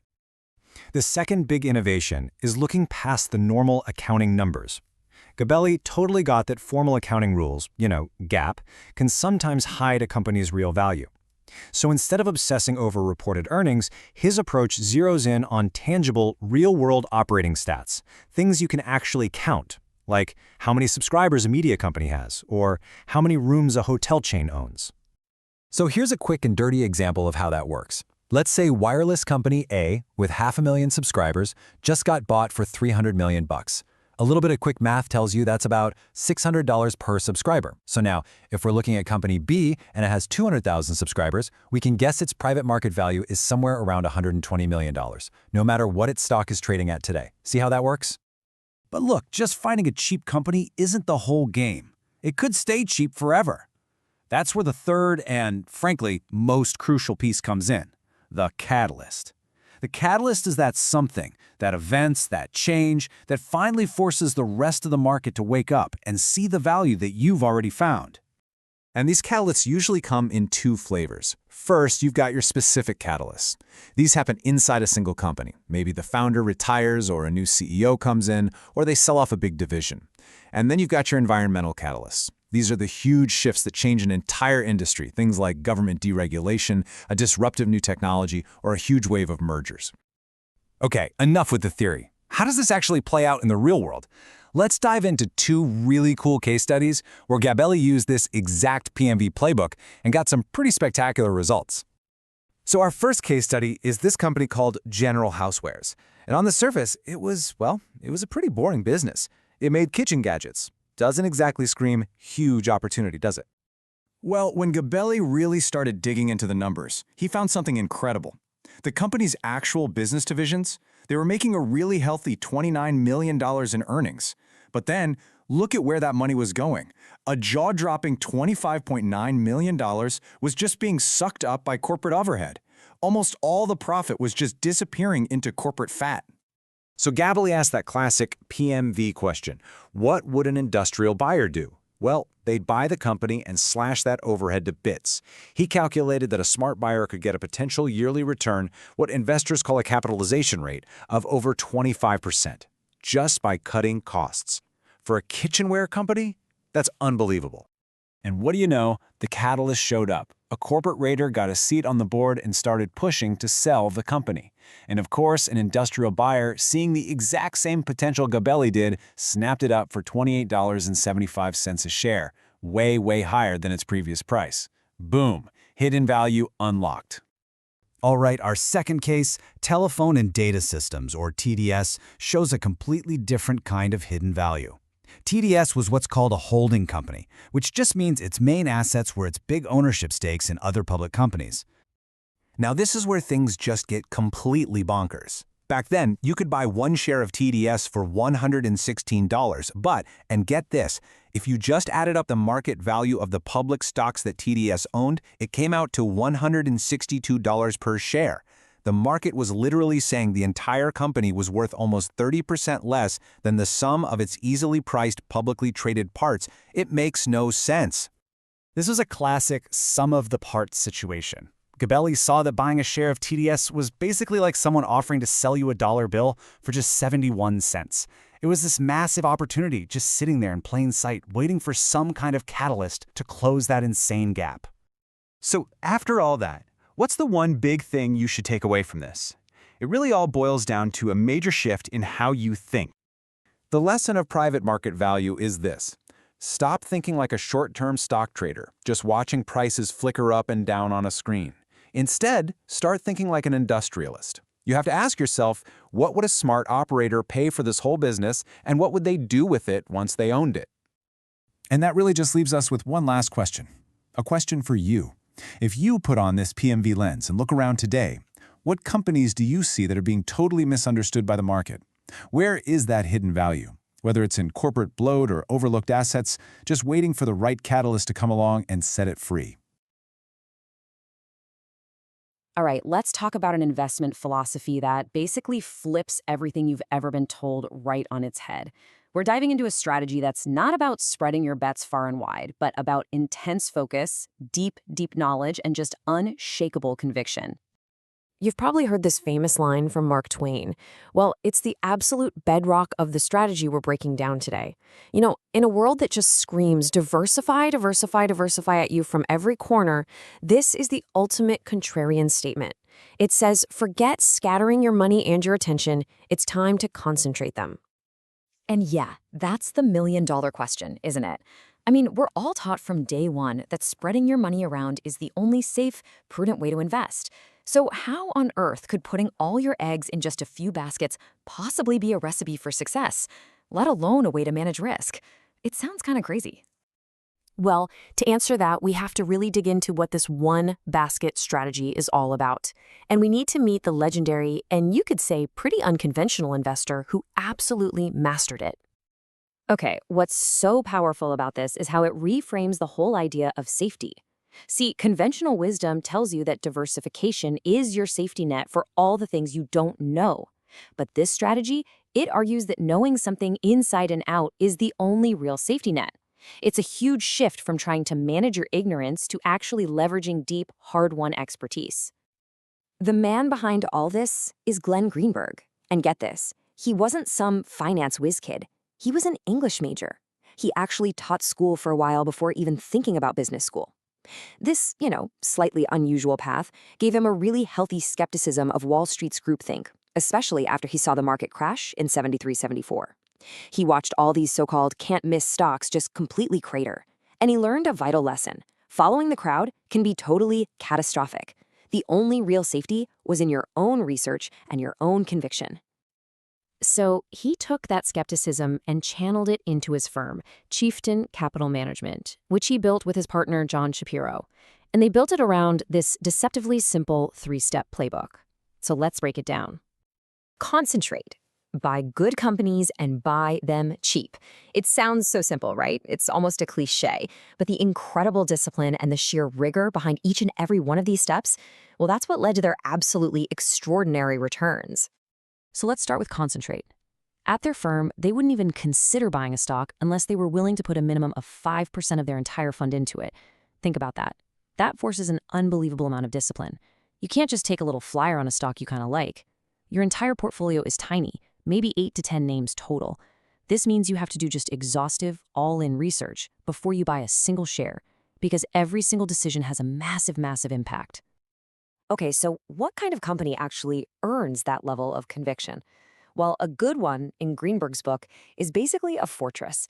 It's got high barriers to entry, so new competitors can't just waltz in and steal its profits. It has fantastic margins, it generates tons and tons of cash, and, this is key, it's run by smart people who think like owners. And just as importantly, it's not an industry that's about to get completely steamrolled by the next big thing in technology. And this brings us to rule number 3. Which Greenberg just captures perfectly with this amazing golf metaphor. He's looking for a 2-inch putt. Just picture that for a second. He's not looking for a speculative, hope-and-a-prayer long shot. He's looking for an investment that is so thoroughly researched and so deeply undervalued that a high return is almost a foregone conclusion. The risk isn't spread out, it's practically eliminated through knowledge. So what does a 2-inch putt actually look like out there in the real world? How do you even spot one when the rest of the market is looking the other way? Let's walk through a classic case study that really shows this whole strategy in action. Now, Greenberg's favorite tool for this job is something called discounted cash flow, or DCF. I know it sounds technical, but the core idea is really simple. $1 tomorrow is worth less than $1 today, right? So DCF is just a way of calculating what all of a company's future profits are worth in today's money. By meticulously forecasting those future earnings, he could figure out a company's true value, and then he'd just patiently wait for the market to offer it to him at a bargain basement price. Okay, so let's rewind to the mid-90s. The common wisdom, it was plastered on the cover of magazines like Business Week, was that direct satellite TV was about to completely destroy the cable industry. Wall Street was in a full-blown panic, and cable company stocks were getting absolutely hammered. But Greenberg, he saw something totally different. So while everyone else was obsessing over this flashy new threat, Greenberg's research went way, way deeper. He saw satellite's big weaknesses. It didn't have local channels, installation was a huge pain. But cable? Cable had this massive hidden strength. It was already wired directly into the home. That last mile of cable was the perfect pipeline for all these high-margin services of the future, things like, broadband internet and digital phone. And the result? By betting big against the crowd, Chieftain bought up shares in these great cable companies for next to nothing. And sure enough, the market eventually caught on to cable's hidden potential, and the stocks just skyrocketed. They went up 5 to 6 times in value. That is a 2-inch putt. This story just brilliantly illustrates the ultimate payoff of this whole strategy. It's not just about getting good returns. It's about generating truly exceptional, game-changing returns by understanding a few things better than pretty much anyone else on the planet. And look, the numbers really do speak for themselves. Between 1984 and 2000, which was a fantastic time for the market in general, the S&P 500 returned a compounded 16% per year. Pretty good. Chieftain Capital, they returned 25% per year. That massive, massive difference, that is the power of concentration in action. This anecdote right here just sums it all up perfectly. The goal isn't just to be informed. The goal is to reach such a profound level of expertise that the executives of the company you own literally tell you that you know their business better than the professional Wall Street analysts whose entire job is to cover their stock. That's the level of knowledge we are talking about. Which, of course, brings us right back to where we started. Glenn Greenberg's career makes this incredibly powerful case that for those who are actually willing to do the immense amount of work required, concentration isn't reckless at all. It's the ultimate expression of confidence. And it leaves us with a really provocative thought. Maybe, just maybe, for most people, diversification isn't really a strategy, but simply an admission that they haven't done the homework. I want to tell you a story. We're going to go back in time, right into the heart of the 1929 stock market crash, to uncover a lesson about investing that is so powerful, so timeless, it might just change the way you think about your own money. So let me ask you, what do you think it is? What's the single most important rule of investing? Is it about finding the next hot stock? Is it about timing the market just right? Or maybe, just maybe, it's something a lot simpler than that. Well, if you ask a value investor, they'll tell you it all boils down to this. Rule number 1 is don't lose money. And rule number 2? Don't forget rule number 1. It's a whole philosophy built around one simple idea: avoid the big, catastrophic mistakes. You know, it's one thing to talk about not losing money when the market's calm and everything's going up. It is a completely different challenge to learn that lesson when the entire financial world is basically on fire. And that's exactly where our story begins. So I want you to meet Robert Heilbrunn. It's 1929, and he's just a young guy studying at the Wharton School of Business. But his world is about to get turned completely upside down as a personal tragedy crashes head-on into a global one. Talk about bad timing. Right as the Great Depression is starting to sink its teeth into the world, Heilbrunn's father suddenly passes away. He has to drop out of school, take over the family business, and, worst of all, manage the family's entire investment portfolio, with absolutely zero experience. After hitting a few dead ends, he remembers a name his father used to mention, a guy named Ben Graham. He literally finds him in the phone book, picks up the phone, and makes a call that will change his life forever. And here's the first incredible little detail. Ben Graham agrees to mentor him for just $25 a month. Can you believe that? Even with no investing experience, Heilbrunn knew a massive bargain when he saw one. You could say that was his very first value investment, and he didn't even realize it yet. So Heilbrunn has hired the man who would eventually become known as the father of value investing. He's probably expecting some safe, conservative, don't lose money kind of advice.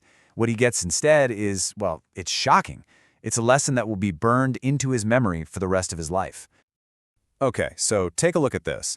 On the left, you've got what was in Heilbrunn's portfolio. Super safe, high-grade utility bonds. They're paying their interest on time, they're stable, they're the definition of a safe investment.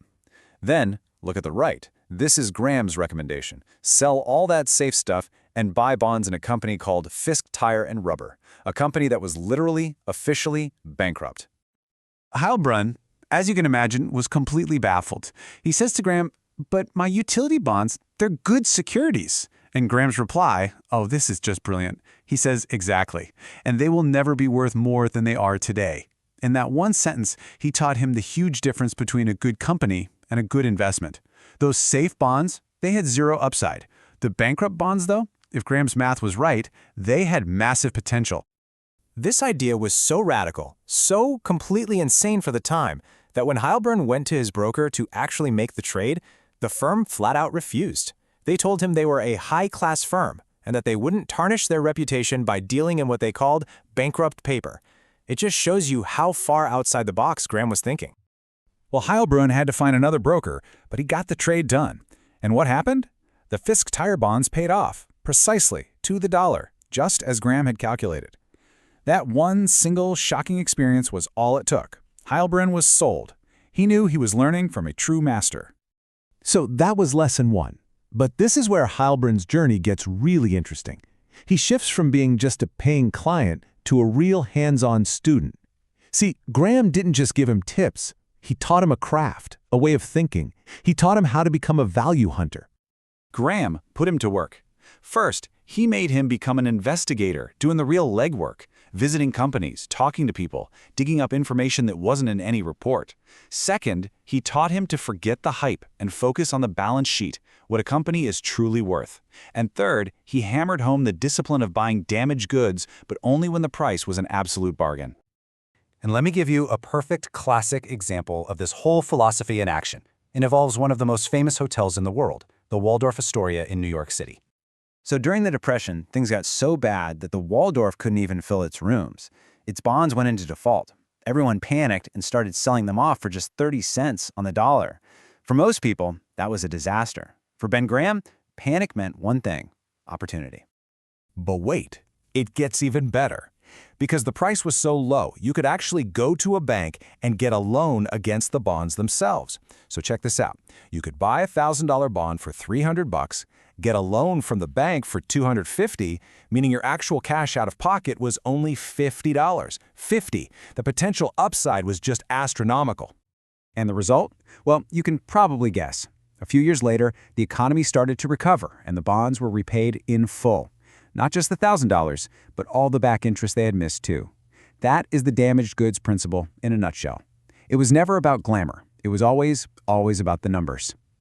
So after years of doing this, finding these hidden bargains, doing the legwork, Heilbronn has a realization, an epiphany really. And it went way beyond just analyzing stocks and bonds. It was about analyzing people.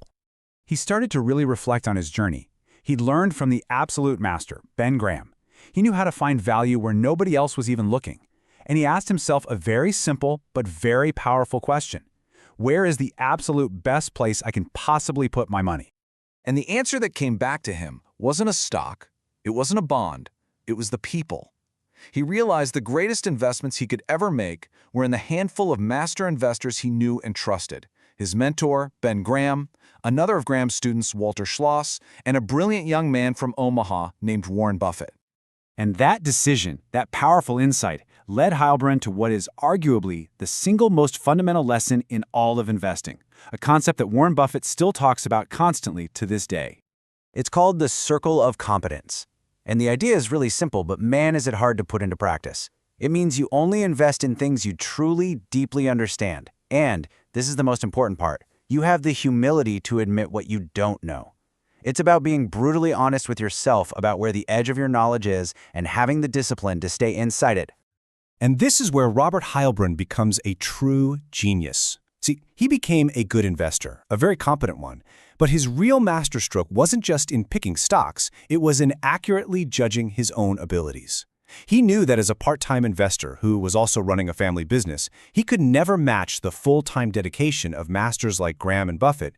His circle of competence included one crucial skill: identifying true greatness in other people. And that brings us to the final, profound lesson from this whole story. Robert Heilbronn's journey started in total fear, needing someone to save him. He learned the craft and became a skilled investor himself, but he ended with true wisdom, realizing that his greatest possible return came from investing in the incredible abilities of others. And it leaves us with a really powerful question to think about. After all the research, after all the analysis, is the smartest investment you can ever make simply knowing your own limits? Okay, what if I told you the real secret to winning in the market wasn't about finding the next big thing, but about just not losing? It sounds almost too simple, right? Well, that is the entire playbook of investing legend Seth Klarman. And in this explainer, we're going to tear apart how his obsession with one simple rule, don't lose money, built a multi-billion-dollar empire. Now, you've probably heard this one before, right? It's famously attributed to Warren Buffett. But for Seth Klarman, this isn't just some catchy quote to put on a poster. No, this is the absolute foundation, the bedrock of his entire strategy. I mean, every single investment he considers gets run through this filter before anything else. But, okay, let's be real. In a market that jumps around like crazy, how is that even possible? I mean, just don't lose? Come on, we all know stocks go up, stocks go down, companies get into trouble. So how on earth does a guy build a world-class track record on a rule that seems to fly in the face of, well, reality? That's the big question we're diving into today. All right, so to really get inside Klarman's head, we've got to start with a little psychology. You see, he built his whole system to combat one powerful, deep-seated human bias that messes up most investors, that intense, gut-wrenching feeling you get when you lose money. There's actually a name for this. It's called loss aversion. And it's not just a hunch. Psychologists have actually proven that the pain of losing, say, $100 feels about twice as bad as the pleasure of gaining that same $100. It's just how we're wired. And Klarman, he totally gets this. He knows this feeling leads to terrible, irrational decisions. So he designed his entire investment process to be an antidote to it, making sure every single step is about protecting the cash first and foremost. So who is this guy, this master of playing it safe? Let's do a quick flyby of the story of Seth Klarman and how he became one of the most respected investors on the planet. Klarman's story starts pretty early on, but the really pivotal moment was his time working under a guy named Max Hind, a legend in value investing, who is basically a master of sifting through corporate wreckage. This is where Klarman learned the big lesson. Sometimes the best profits are hiding in the exact places everyone else is too scared to even look. So by 1982, fresh out of Harvard, he's ready to start his own firm, Baupost, and really put that powerful idea into practice. Okay, enough with the backstory. Let's get into the good stuff, the playbook itself. How does he actually do it? We've boiled his whole method down to 3 core secrets that he's been using for decades. First, it's all about risk. Always. Before he even thinks about the upside, he's analyzing the downside. Step 2 is fascinating. He hunts for what he calls motivated sellers. We'll get into that. It's basically finding situations where people are selling for reasons that have nothing to do with the actual value of what they're selling. And finally, step 3 is finding investments that have their own built-in trigger, so you're not just sitting around hoping the whole market goes up. And this quote, it's the perfect way to understand his approach to risk. He wants multiple layers of safety. So he wants a company to be cheap just based on its hard assets. You know, buildings, cash, inventory. That's the belt. But he also wants it to be making money, generating profits. Those are the suspenders. The idea is, if the belt breaks, the suspenders are still holding your pants up. You've got backup. Which leads us to the million-dollar question, right? If something is such a great deal, why in the world is someone selling it? Well, Klarman's true genius is in finding these very specific, weird situations where sellers are being forced to get rid of perfectly good assets for reasons that have nothing to do with quality or value. And this brings us to that key concept I mentioned, the motivated seller. Think about it. This is not someone selling because they think the stock is trash. No, they're selling because they have to. Maybe it's an institutional rule, a legal problem, some kind of structural issue. Their problem becomes your opportunity. It creates this artificial discount that a patient buyer, like Klarman, can just step in and scoop up. So where does he find these people? Well, these are his favorite hunting grounds. Think about a stock getting kicked out of the S&P 500. All the index funds have to sell it no matter the price. They're motivated sellers. Or when a huge company spins off a tiny division. Big funds often just dump the new tiny stock because it's just too small to move their needle. And bankruptcies? Oh yeah, a lot of funds are legally forbidden from holding defaulted bonds, so they sell them for pennies on the dollar. See the pattern? It's all forced selling, completely disconnected from the actual value. Okay, so the theory sounds great, but does this stuff actually work in the real world? You bet it does. Let's look at 2 classic examples of how Klarman took this exact playbook and turned it into some serious cash. First up, a situation from the early 90s that was just a gold mine. You had all these sleepy little savings and loan banks called thrifts, and they started converting from these private member-owned groups into regular, publicly traded companies. For Klarman, this was like finding a repeatable, almost cookie-cutter recipe for making money. Okay, check this out, because this is where the magic happens. So on the left, before the IPO, let's say the bank has $10 million in equity. Now to go public, they raise another $10 million in cash from investors like Klarman. Now look at the right. That new $10 million in cash gets plopped right onto their balance sheet. So investors put in $10 million bucks, and the company's book value instantly doubles to $20 million. You literally just doubled your money on paper on day one. And here's the punchline, the brilliant insight. Your $10 million investment literally just bought you your own $10 million back in cash, and you got the entire banking business for free. I mean, the margin of safety was just incredible. And the best part? These deals were way too small for the big Wall Street funds to even care about, so Klarman could just keep doing it, again and again. All right, now for something a little more dramatic. This wasn't some tiny, obscure bank. This was Texaco, a massive global oil giant, and they were staring down the barrel of a full-blown corporate crisis. So here's what went down. Texaco gets slammed with this insane $11 billion judgment in a lawsuit. Now, just to appeal the case, they would have had to post this enormous bond they couldn't afford. So they did the only thing they could. They filed for bankruptcy. And that, of course, caused total chaos. All those institutions I mentioned earlier, the ones whose rules say you can't own defaulted debt, well, they became our motivated sellers, dumping Texaco bonds for whatever they could get. And Klarman, he saw his opening. So, like he always does, Klarman did the math, focusing first on his downside. He figured he could buy these bonds for around 90 cents on the dollar, knowing they were backed by real assets and worth at least $1 plus interest. Now look at this table. He basically mapped out his return based on how long it might take to resolve. Even in his worst-case scenario, a 3-year wait, he's still making a sweet 16% a year. But if things wrapped up in 1 year, he was looking at a return of over 30%. The risk of losing was practically zero, but the upside, it was massive. And guess what happened? Texaco settled the whole thing for a much smaller number. Just 9 months later, bam, Klarman cashed in with a return right at the top of his best-case scenario. It was the ultimate proof that his strategy works, even with a household name, as long as you can find those forced sellers. Okay, so what's the big takeaway for you and me? Let's distill this whole philosophy down into a few key points so you can start thinking a little bit more like Seth Klarman. Really, it all comes down to 4 things. Number 1, obsess over the downside. The upside will handle itself. Number 2, the absolute best deals are found where other people are being forced to sell. Number 3, you have to be willing to look for value where it's unpopular, complicated, or just plain boring. And finally, number 4, patience is your superpower. Find things that will pay off on their own schedule so you don't have to care what the market is doing day to day. And that leaves us with one final question to think about. Look, the specific opportunities are always changing. Those thrift conversions, they're long gone. But the core principle, the mindset, that's timeless. So when you look at the market today, ask yourself, where are the modern-day motivated sellers? Where are people being forced to sell for reasons that have nothing to do with value? If you can start spotting those situations, you're taking the first real step to thinking like a true master of the margin of safety. So, when you think about the legends of investing, a few big names probably pop into your head, right? But what about the quiet giants? Today, we're going to pull back the curtain on Michael Price, an absolute master of value investing who built a multi-billion-dollar empire by being disciplined, patient, and, when he had to be, a corporate force to be reckoned with.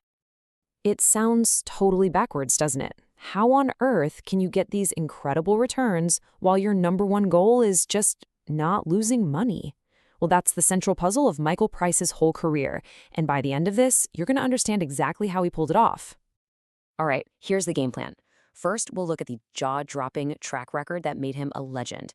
Then we'll dive into his core safety-first philosophy, unpack his really unique portfolio strategy, see how he became a corporate activist that CEOs actually feared, and finally boil it all down into 4 powerful virtues you can think about yourself. Let's just start with the results, because honestly, they're staggering. Price's firm, Heinz Securities, never spent a single penny on advertising or paying salespeople. They didn't have to. Investors just found him. Why? Well, the performance was just that good.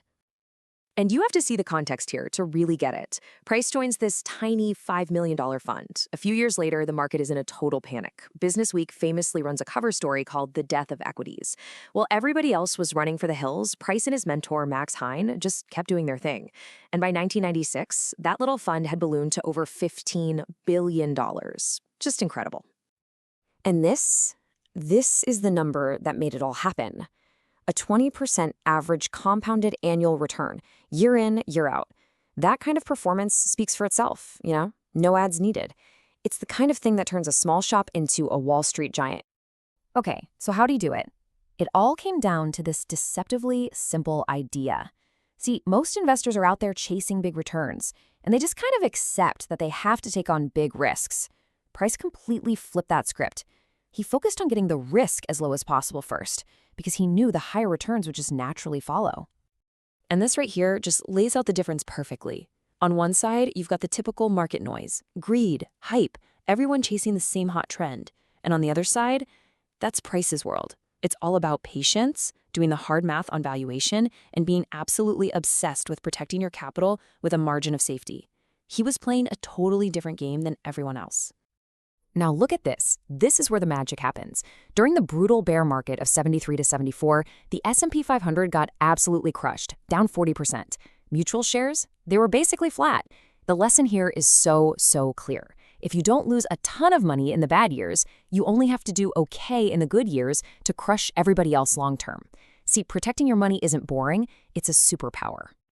So let's get into the nitty-gritty of how he did it. This philosophy wasn't just some vague idea. It was a concrete blueprint for building a portfolio that could do well no matter what the market was doing. And you know what? It was beautifully simple. About 2/3 of the portfolio was in what he just called cheap stocks, your classic value investing stuff. But that other third, that was the secret sauce.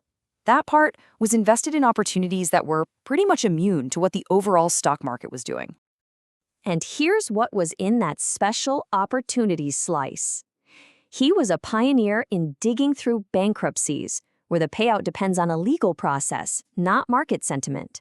He also played in merger arbitrage, which is all about whether a deal closes, not what the economy's up to. And, this is key, he always held at least 5% in cash, so he was ready to pounce when a great deal came along. So for that cheap stocks part of his portfolio, everything, and I mean everything, hinged on this one concept, intrinsic value. He wasn't asking what some trader on Wall Street would pay for a few shares. No, he was asking what would a smart business person pay to buy this entire company, lock, stock, and barrel. That's a completely different way of looking at things. But, what happens if you find a cheap stock, you buy it, and then nothing happens? The management just sits there. Well, this is where Michael Price became a legend. He didn't just wait for good things to happen. He went out and made them happen. And there's no better example of this than his famous battle with Chase Bank. This is just a masterclass in how to use shareholder power. First, he found the value, buying a massive 6% stake in Chase when he thought it was worth more than double. Then he turned up the heat. He went around and got other big shareholders on his side and threatened a proxy fight to kick out the board. He went public to block a bad deal they were trying to make. And finally, all that pressure forced the endgame. Chase got sold to another bank at a huge premium. See? He didn't wait for value, he forced it into existence. This quote just says it all, doesn't it? He understood that Wall Street doesn't always have your best interest at heart. Their business model is often built on hype, on excitement, on getting you to trade. That's how they get paid. Price knew you had to do your own thinking and your own homework. So if we boil all of this down, what are we really left with? It's more than just a set of rules. It's a really powerful mindset. So let's look at the 4 core virtues that really drove all of Michael Price's success. First up, discipline. He just never chased hot stocks or fads. He stuck to his math. Second, patience. He would just wait and wait until the market gave him the price he wanted. Third, focus. He couldn't care less about big economic forecasts. He only cared about understanding the specific business he was buying. And finally, homework. His goal was simple: know more about the company than the person selling it to him. I mean, that's the ultimate competitive edge, right? And that really leaves us with one last thing to think about. In our world of 24/7 news, constant information overload, and high-speed trading, maybe the most contrarian, the most radical, and the most powerful strategy of all is just having the discipline to wait. All right, today we're going to dive into the story of an investor who has one of the longest and honestly, one of the best track records in history. Forget all the complicated algorithms and the high-speed trading you hear about. This is a story about a strategy that was so beautifully simple, yet it delivered absolutely world-class results for almost 50 years. Let's get into it. For most investors, the big dream is just to beat the market, right? Maybe squeeze out an extra percentage point or two. But Walter Schloss, the guy we're talking about today, he didn't just beat the market. He completely and totally crushed it. And he did it consistently, year after year, for 45 years straight. I mean, just look at this chart. This picture says it all. That dotted line at the bottom, that's the S&P 500. Not bad, right? But that solid line that's just rocketing up above it, yeah, that's what happens if you put your money with Schloss. It's not just a little bit better. It's a completely different universe. Let's put some hard numbers on that. If you had invested just $1 single with Schloss back in 1956, by the year 2000, it would have grown to $662. That same dollar in the S&P 500, $118. We're talking about a compounded return of over 15% a year for nearly half a century. It's just staggering. Okay, so you're probably thinking, to get those kinds of returns, he must have been taking some massive risks, right? Nope, and this is what blows my mind. This chart shows the opposite. The S&P 500 had 11 down years in that period. Schloss? He only had 7. So let me get this straight. He got way higher returns with less risk? That basically turns modern finance theory on its head. So how on earth was this possible? Well, to understand that, you gotta meet the people behind the performance. The truly unconventional father-son team of Walter and Edwin Schloss. Get this.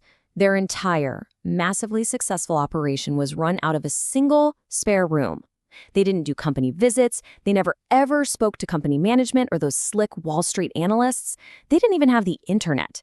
They just completely tuned out all the noise because they believed the only way to win was to trust their own analysis of the cold, hard numbers. So what was this top secret genius level analysis? This incredibly complex formula that beat everyone? Well, here it is. Their entire philosophy, the whole shebang, boiled down to these 4 simple words. We buy cheap stocks. That's it. But cheap is a really simple word for a very powerful idea. And to really get what it meant to them, we have to go back to where it all started, with the father of value investing himself, the legendary Benjamin Graham. See, Walter Schloss didn't just read about this stuff in a book. His journey started right in the middle of the Great Depression. He actually took classes from Graham, worked at a firm where Graham was a client, and then, after the war, he got hired by the master himself. He learned this craft directly from the source. And the absolute cornerstone, the bedrock of everything Graham taught, was this one concept: the margin of safety. This isn't about being a fortune teller and predicting the future. No, it's about protecting yourself from the future. It's a safety net for when you're wrong. So what does that actually mean? Well, Graham explains it perfectly here. The goal was to buy a company for less than it would be worth if you just shut it down, sold off everything, and paid off all the debt. You're literally buying $1's worth of business assets for, say, 50 or 60 cents. Okay, so that's the big idea. But how did they actually do it? What was the day-to-day routine that let them find these incredible bargains for 45 straight years? Their process was simple, and they just repeated it over and over. First, they'd go looking for pain. They'd scan the lists of stocks hitting new multi-year lows. Second, they'd dig into the balance sheet to figure out what the company's assets were really worth. Third, and this is super interesting, they'd start buying pretty quickly, sometimes even before they were totally done with their research, just to get a foot in the door. And then, the fourth and hardest part, they'd wait. On average, they held a stock for 4 years. Let's look at a real-world example to make this concrete. Back in 1999, they bought shares in a copper company called Asarco for less than $15 a share. At that exact same time, the company's book value, the value of its assets, was about $40 per share. In fact, just its ownership stake in another copper company was worth almost $14 a share. They were getting the entire rest of the business for practically free. They ended up selling for around $30 a share. Classic. And it wasn't just about gritty industrial companies. They'd apply the same logic to great, well-known businesses that were just unpopular.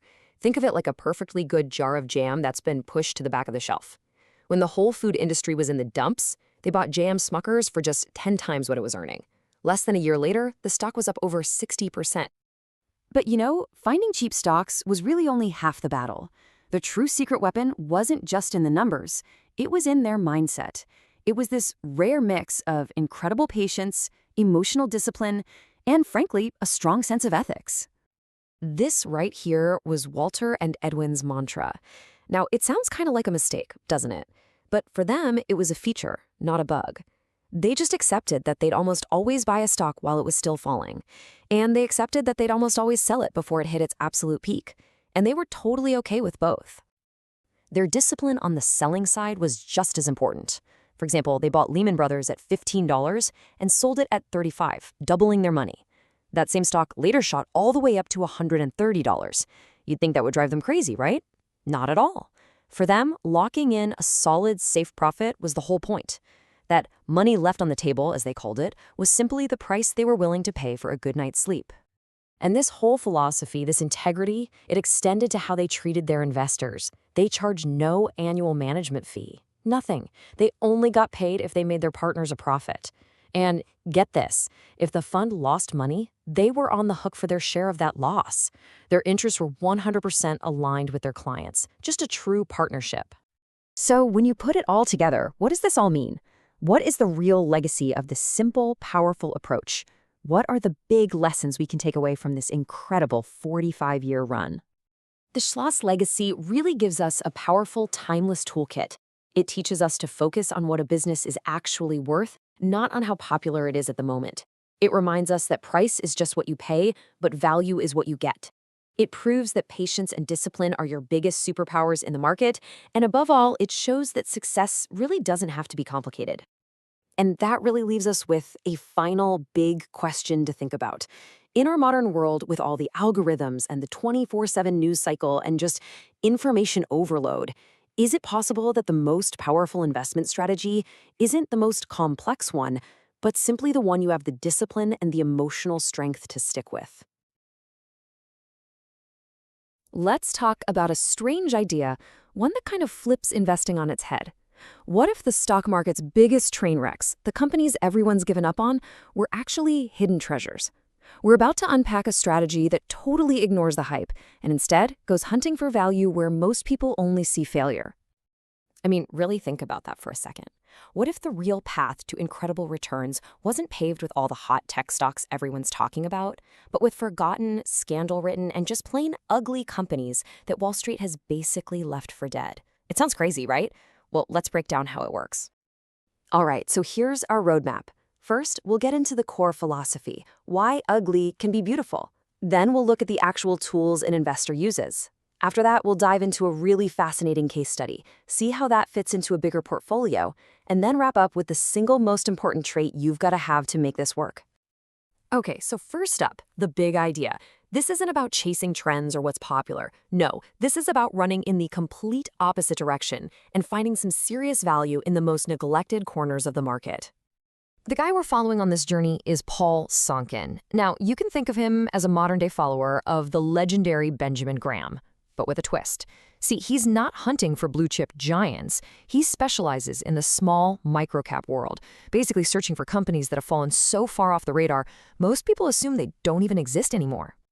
And this quote right here, that's his whole mantra.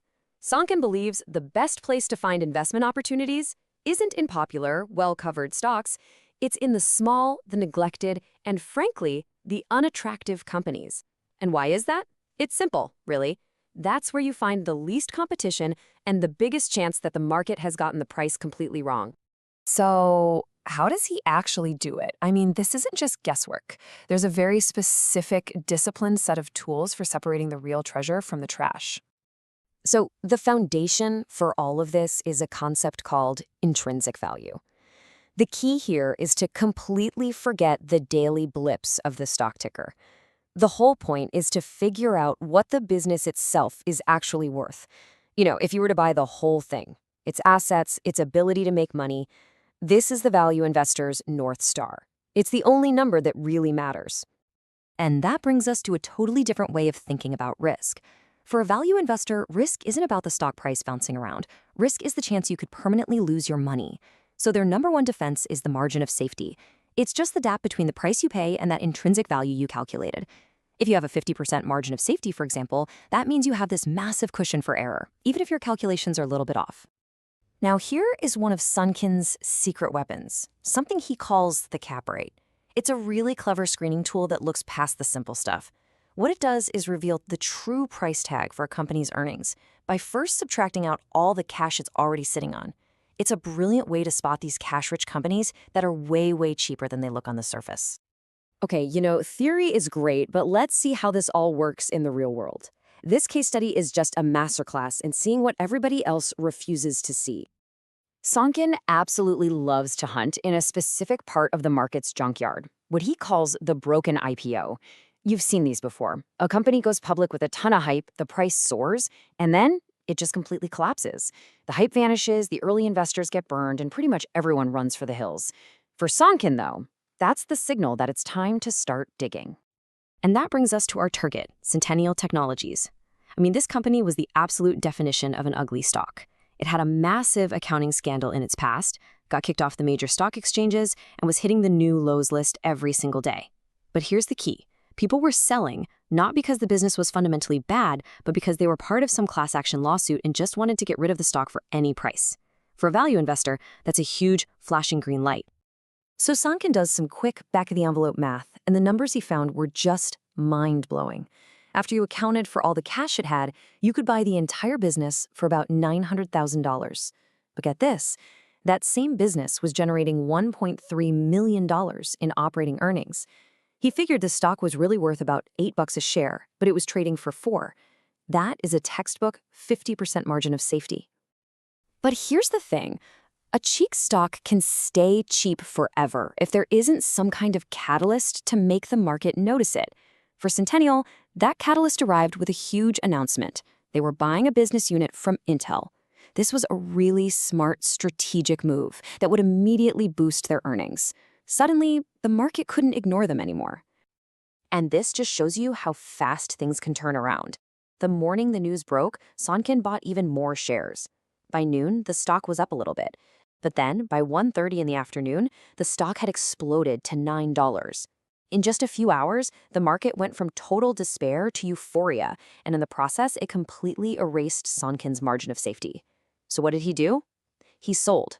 He sold 60% of his shares and locked in that incredible profit. So that's one incredible home run, right? But you can't build a whole strategy on just one stock. So how did these kinds of investments fit into a bigger picture? Let's zoom out a bit and see how Sonkin structures his entire approach. What's really fascinating is that Sonkin basically divides his portfolio into two halves. You can think of one half as these slow burn investments. These are the deep value stocks like Centennial that might take years to pay off. The other half is for short fuse investments. These are special situations, like maybe a company being bought out, where a specific predictable event is going to unlock the value much, much faster. This table kind of breaks it down. Just look at the different time horizons. The short-term strategies, the arbitrage, the liquidations, the spin-offs, they all have a clear catalyst and a faster payoff. They provide a steady stream of cash, while those deep neglect stocks at the bottom just patiently wait for their moment. The real insight here is that he's diversifying across strategies, not just stocks. And that creates a portfolio where all the parts don't necessarily move in the same direction, which is a really powerful way to manage your risk. And that brings us to the final and honestly, the most crucial piece of this entire puzzle. Because it's not the spreadsheets or the fancy formulas that make this work. It's all about the mindset. This right here might be the most important lesson of all. See, getting a bargain is only half the battle. You have to reevaluate your margin of safety every single day.